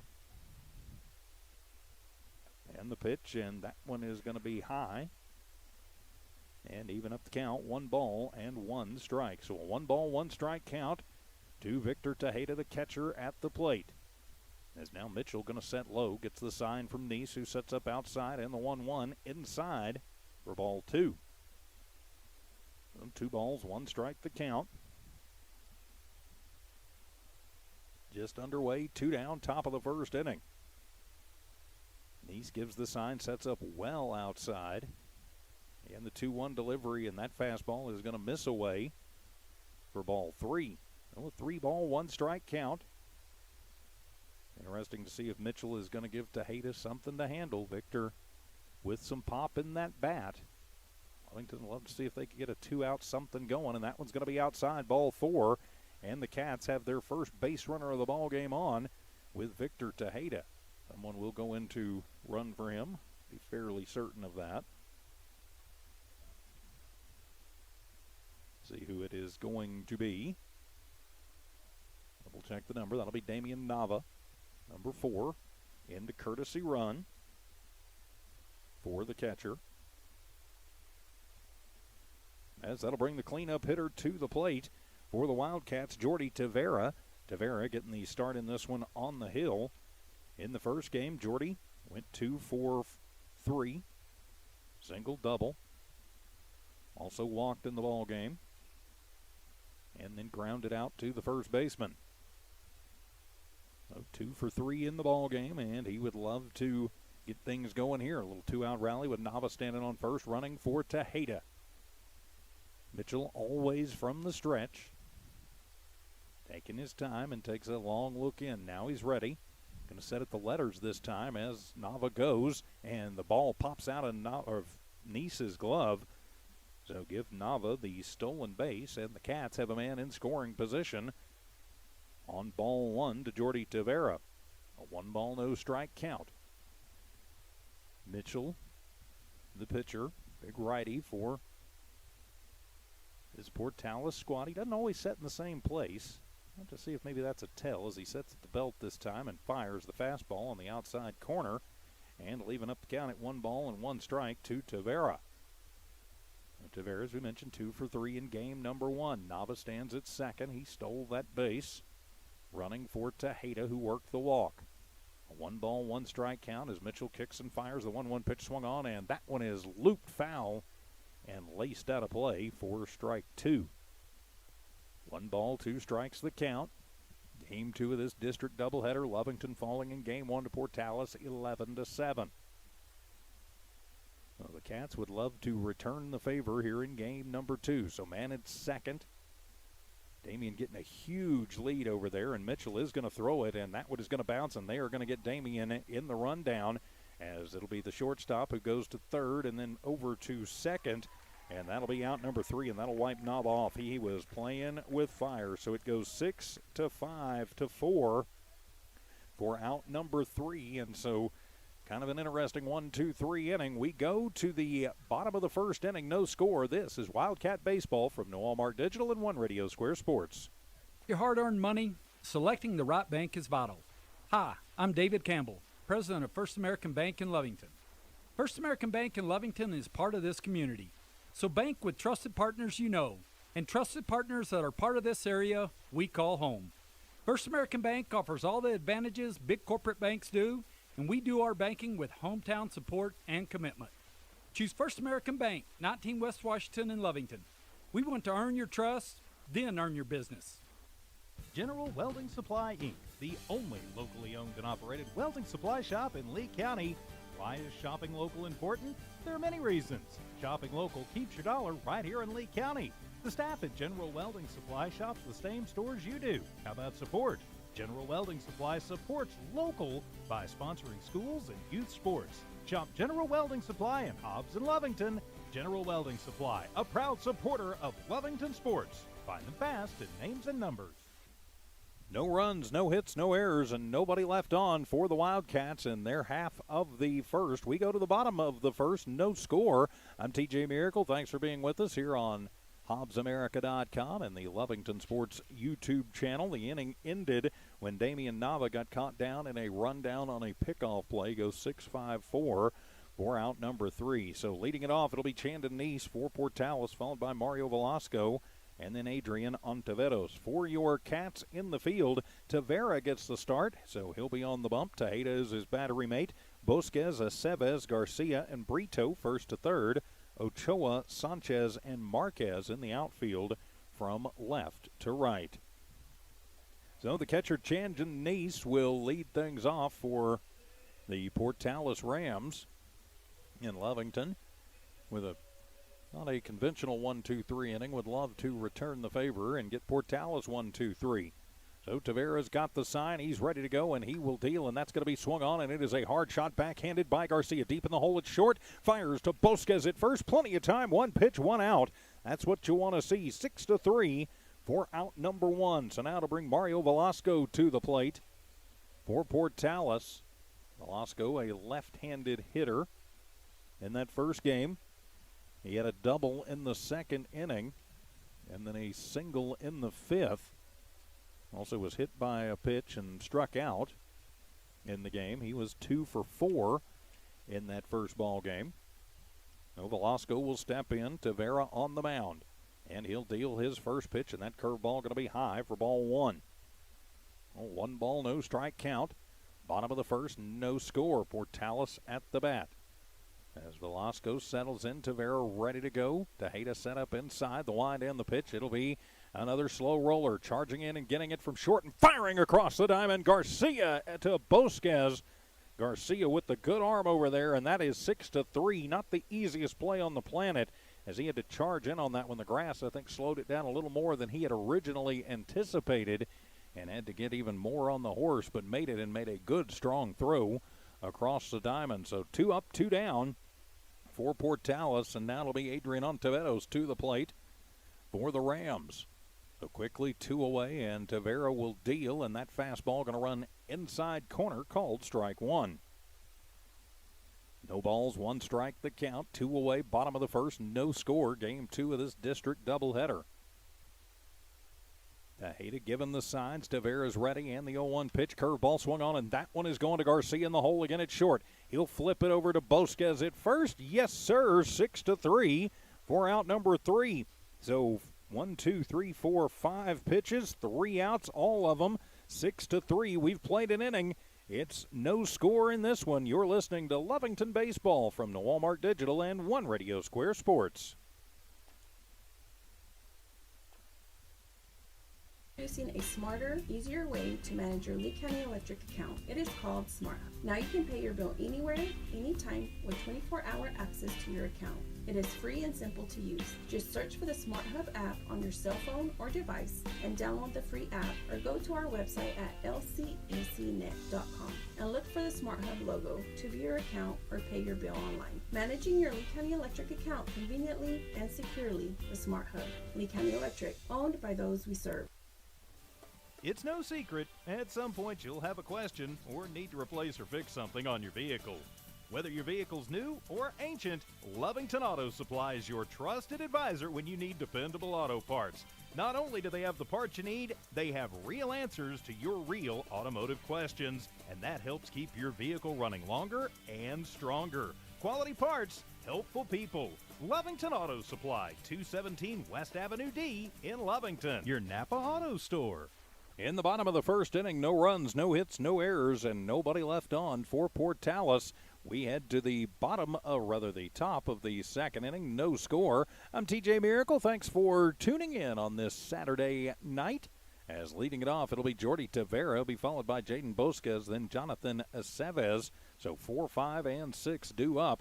Of course, Jordy Tavera was actually up at the plate when Tejeda got caught down on the pickoff, which turned into a rundown. So Tavera will get another shot at it from the right side. Just a reminder, coming up on Tuesday, final games of the district season, and let's be honest, probably the final games of the season for the Lovington Wildcats, as the Artesia Bulldogs will come to town tentatively, assuming nothing changes, and we have umpires. We'll be on the streams at around 4:30 on Tuesday afternoon from the friendly confines of Wildcat Park. We'll also have the Lovington Lady Cats on Tuesday. They'll be over in Artesia. Dawn Morgan will have that for you, and we will have both of those games for you on our family of streams. So it'll be Tavera to step in, set up with a whole new count. He was down 1-2, but now he's seen Mitchell, so let's see what he can do in the pitcher-on-pitcher matchup, as Mitchell will fire, and that one will be outside, ball one. The 1-0, we're underway, top of the second inning, no score. Lovington wants to get the season split with Portales. Need to win this one to do so. A 1-ball, no strike count as Tavera steps back in and Mitchell deals in the dirt, ball two. Mitchell with pretty good stuff. And got Lovington to go 1-2-3. Did give up a walk in that first. As the 2-0 delivery, the fastball, that one's going to be up and in. And so, ball three. But now if you're Jordy Tavera and if you're Coach Deck, I think maybe you get something kind of grooved. You let Jordy go after it here, but we'll have to see on the 3-0. Mitchell gets the sign from Neese and fires the 3-0, and that breaking ball is going to be in there, and it'll be called strike one. So the take sign, I think, on. That curveball hung up just a little bit. But the take sign on. So we'll reset it 3-1. Mitchell sets at the belt, and he'll deal the 3-1, and that one is going to be away, ball four. So second walk issued, and the leadoff man is aboard for the Wildcats as Jordy Tavera will head down to first. We will have a courtesy runner check into the ball game. Double check that number for you. It'll be number 2. That's Weiser. JV call up for Coach Deck. So getting some varsity time as a courtesy runner. So now it'll be Jaden Bosquez to the plate. Freshman right-handed pitcher and first baseman. Jaden getting the start over at first. As signs flying from the dugout, from the third base coaching box, and everywhere else. Weiser over at first is the courtesy runner for Tavera, the pitcher. As Bosquez will step in. And we are ready to go. Mitchell always out of the stretch. He's going to set between the belt and the letters, and that fastball will be low for ball one. A 1-ball, no strike count. Runner at first. Weiser there for Tavera, who worked the walk. And the pitch, that one's going to be up high for ball two. 2 balls, no strike the count. Price will hold on Weiser over at first. Weiser getting about a step over there. And Mitchell deals the 2-0. That's going to be outside, and Neese has to swipe at that one. Gets it in the glove. Ball 3. Mitchell didn't have too much trouble finding the strike zone in the first inning, but has struggled a little bit since then. 3-0 pitch on the way to Bosquez, and that one will be a fastball on the outside corner. Takes sign on, strike one. For Bosquez, outfield playing about halfway back. Both teams have done that pretty much all game. Wind could start shifting around. The 3-1 pitch, and that one is going to be at the letters on the outside corner. Strike two. So for Jaden, that'll run the count full to him. Bosquez worked a walk in his one at bat in the other game, and the line in the payoff pitch, and that one is going to be in there. Called strike three, and a throw down to second. Is it in time? No, as Weiser will slide in. So not the strike him out, throw him out, double play, but Bosquez will go down looking. Second K of the ball game for Mitchell. And there is one down for the Cats here in the top of the second inning. And that'll be Jonathan Aceves to the plate. I think Aceves is due. He was 0 for 4 in that first ball game. Weiser gets a pretty good lead off of second as Mitchell will deal to Aceves, and that one's right down the pipe, strike one. No balls, one strike the count. To the second baseman, Aceves. Looks down to Coach Deck. Now he's back in. 0-1. Mitchell will check on Weiser at second. Now come to the plate, and that one's going to be low and in. And even things up, 1 ball, 1 strike. Earlier today, the Lovington Lady Cats, of course, victorious, sweeping Portales. So they get the season series win, 3 games to 1. 1-1 pitch, and that one is going to be on the outside corner, called strike two. They're going to call it eventually. You got to swing at it. So it's a 1 ball, 2 strike count. Aceves at the plate. Cats with the man at second in the form of Weiser, courtesy running for Tavera, who worked the walk. 1-2 pitch on the way, and that one's going to be a fastball inside. And even things up, 2 balls, 2 strikes. So a 2 ball, 2 strike count. Cats trying to get something going here in the second, and no score. As Mitchell will set at the belt this time for the outside fastball and the 2-2 pitch, and swung on and missed. Strike three, it was the fastball, but Aceves just couldn't quite get on it. And so there are 2 down on back-to-back Ks. And that'll bring Gilbert Sanchez to the plate. Gilbert last game I completely spaced. He wore number 6. Was 0 for 2. He did walk twice and have an RBI in the ball game. And the first pitch to Sanchez, that's out and away and gets away from Neese. And Weiser heads down to third. Didn't get a great jump and a pretty good throw there from Neese, but sliding in safely, Weiser will get his second stolen base. And it's ball 1 at the plate to Sanchez. A 1 ball, no strike count. Run just 90 feet away. For Lovington, as Coach Dak comes over, says something to Weiser. Now he'll head back into his coaching box, and it's a 1-0 count at the plate to Sanchez. Mitchell deals, and that one going to be swung on and missed.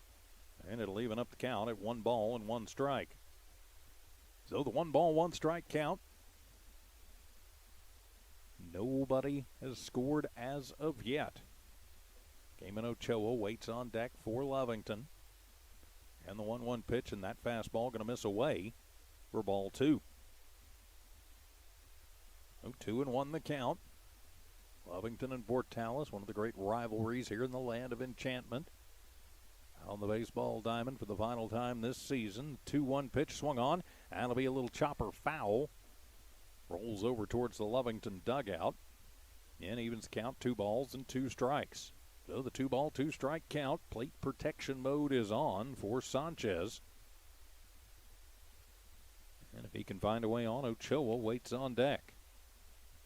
Ochoa 1 for 2 earlier tonight, and that one will run outside, and that'll run the count full to Sanchez. And with 3 ball, 2 strike count. 2 away. Weiser over at third, courtesy running for Tavera, who worked the leadoff walk. Mitchell looks in, Neese down, and the payoff pitch swung on and missed, strike 3. And so striking out the side, Mitchell sends the Cats down. They put a man at third, but can't move him around. After an inning and a half, no score. This is Wildcat Baseball from Walmart Digital and One Radio Square Sports. We're the pharmacy that you've trusted for over 75 years. Being open for that length of time can only happen with consistency, service, and local engagement. Now Owl Pharmacy has supported the local youth and city of Lovington for over 75 years. When you need a pharmacist, you can trust that Now Owl Pharmacy will be there for your needs. Go by Now Owl Pharmacy located at 122 West Adams in Lovington today. Now Owl Pharmacy, a proud supporter of the Lovington Wildcats. Looking for tubing testing and scanning in the Permian Basin? Call Empire Services. Empire's been in business since 2012 and has maintained the professional and dependable service company for tubing testing and scanning. Empire Services, a proud supporter of all Lovington High School athletics. The team at Empire Services wishes the Cat athletes the best of luck this season. Don't forget, if you're in need of tubing testing and scanning, call Empire Services at 575-318-6465, 318-6465. In the top of the second inning, no runs, no hits, no errors, and one runner left on for the Wildcats. We head to the bottom of the second, no score, and leading it off for Portales, it'll be Tellez. He'll be followed by Price and Raines, 4, 5, and 6, due up after the 1-2-3 top of the first. I'm TJ Miracle, no score from here at Ram Park. As Tavera goes in and ding-dong, that's going to hit Tellez in the helmet, back of the head, and another hit by pitch. That has just been kind of a major ouchie all night long in both games. This doubleheader, in game one, I believe it was 7 hit batters for Lovington pitchers. So the first one there, and Portales will have their first base runner of the ball game. As now to be T. Price to the plate. Price, the lefty first baseman for the Rams. In the first game, Price singled in the first, had an RBI, walked, and he was overall 1 for 3 in the ball game. So Price will step in to face off against Tavera in the kick and the pitch, and that fastball going to be just low for ball 1. Oh, 1 ball, no strike count. Bottom of the second, no score. Runner at first is Tellez, who was hit by the pitch. And now stands over at first. Holding him on over there is Bosquez. Tavera will look at him. Not much of a lead. And Tavera hops off the hill, and Tellez scrambles back over to first. No throw over. So we'll just reset with a 1-0 count at Price to Price at the plate. Tejeda down, he flashes the signs. Set up over the middle of the plate as Tavera checks in over at first. Again, Bosquez holding on the runner, and the line and the pitch swung on, and that one is going to be popped up over on the left side. Brito into foul ground in front of the Portales dugout and in and out of his glove. Diego can't hold on to the foul pop-up, and it'll even up the count at 1-1. So the Cats missing a golden opportunity right there to get the number 5 hitter for Portales out. So he winds up just being strike 1. Infield going to be looking for the double play. Outfield only playing about halfway back. Sanchez shading slightly over towards right field with the lefty Price at the dish. As Tavera checks on his runner over at first, that's Tellez. And the 1-1 pitch, runner goes, and Tejeda tried to pop it out of his glove quickly, but bobbles it a little bit and drops it. So Tellez will move to second on the stolen base. So that'll take the traditional double play off. It was strike 2 at the plate to Price. So a 1-2 count, runner in scoring position for Portales. Tejeda given the sign, set up on the inside. Getting ready for the 1-2 pitch. And it's on the way. The breaking ball will go outside, even things up. 2 balls, 2 strikes. So it's a 2-ball, 2-strike count. Runner at second is Tellez, who was hit by the pitch, then stole second. Nobody out. Bottom of the second inning, no score. Tavera slowed down his rhythm just a little bit as he checks on Tellez at second. Now delivers the 2-2 pitch, and that fastball going to run inside for ball 3. So that'll run the count full. 2 trades and Price at the plate. As Price with the slightly open stance. Tavera checks on Tellez at second. Checks on him again. Now the payoff pitch, and that one's going to be low and away, ball 4. So a hit batter and then a walk. And Portales is in business here in the bottom half of the second. So that'll bring Hagen Raines to the plate. with nobody out and 2 on. Raines in the first game was 1 for 3. Did have an RBI double late in that ball game. One of the things that was the difference in that particular affair is now Raines will step in. Of course, it will be the first time tonight he's faced Tavera. First at bat here in game number 2. Portales, nobody out, 2 on. Trying to get something going here in their half of the second as Tavera kicks and fires. That's a good curveball, and it's in there. Strike 1 as Raines watches it into the glove of Tejeda. No balls and 1 strike on a beautiful evening for baseball from here in Portales. Pretty hot when we started, but the storm moving in, things have cooled off just slightly. We do have some storms building up to our northwest. Between innings, I'll try and check on those, see what their status is. As Aceves goes over to keep Tellez honest, and that'll be a bunt foul as Raines pushes that one. We've seen Portales' hitters a couple of times go down for that bunt and, really push it way too far out, which, I mean, is fine for us. But now, don't think he'll be bunting here, down 0-2 in the count. Runner at first is Price, runner at second is Tellez, and it's an 0-2 count to Raines at the plate. Nobody out, 2 on and no score here in the bottom of the second, but Portales threatening. Tavera gets the sign from Tejeda. Going to look in on Tellez at second in the 0-2 pitch, and that one is going to be behind the batter and get away from Tejeda. So the wild pitch is going to advance runners to second and third. And it'll be ball 1 to Raines. I think that one just kind of slipped on Jordy a little bit. Actually, more than just a little bit. It came out of the hands and went behind the batter. And so Raines going to head over, and he's going into the dugout. I think maybe we've got a lightning delay getting ready to take place. So I'm thinking maybe that's what it is, as Lovington heading to the dugout. Yep, there is Mr. Gallegos, the athletic director for the Portales schools. And, yep, I'm thinking that we do have a lightning delay. I've been told the NMAA's official lightning delay provider is. All right, and it looks like they are going to clear the park for the lightning delay. We're checking on that as we do have the lightning here. I will get that checked on. As I pull up the Portales lightning map, yep, we do have some delays, and there are some lightning bolts within about 10 miles of us. Of course, it is a 10-mile radius. So we are now in a 30-minute lightning delay. So the 30-minute lightning delay, as Mr. Gallegos is going to clear out the people from the stands and from the park.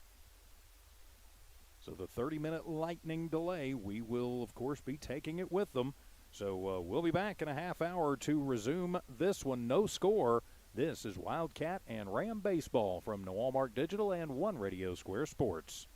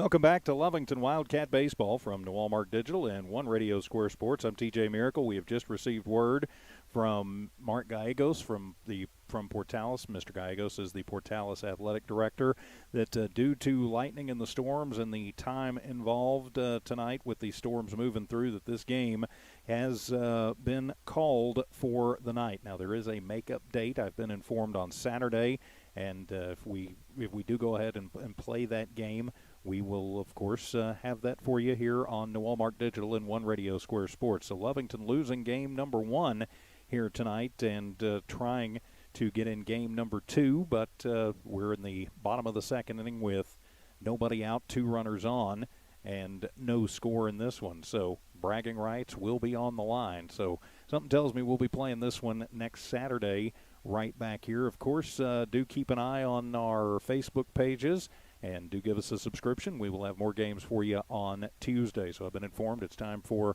me to clear out. So I will go ahead and wrap it up and get packed up. So Lovington losing game 1. We're in game number 2 in the second inning, but we'll have to do a makeup next week. For Don Morgan, I'm TJ Miracle signing off from Portales. This has been an exclusive presentation of the Walmart Digital and One Radio Square Sports. Have a great weekend, everybody. Good night.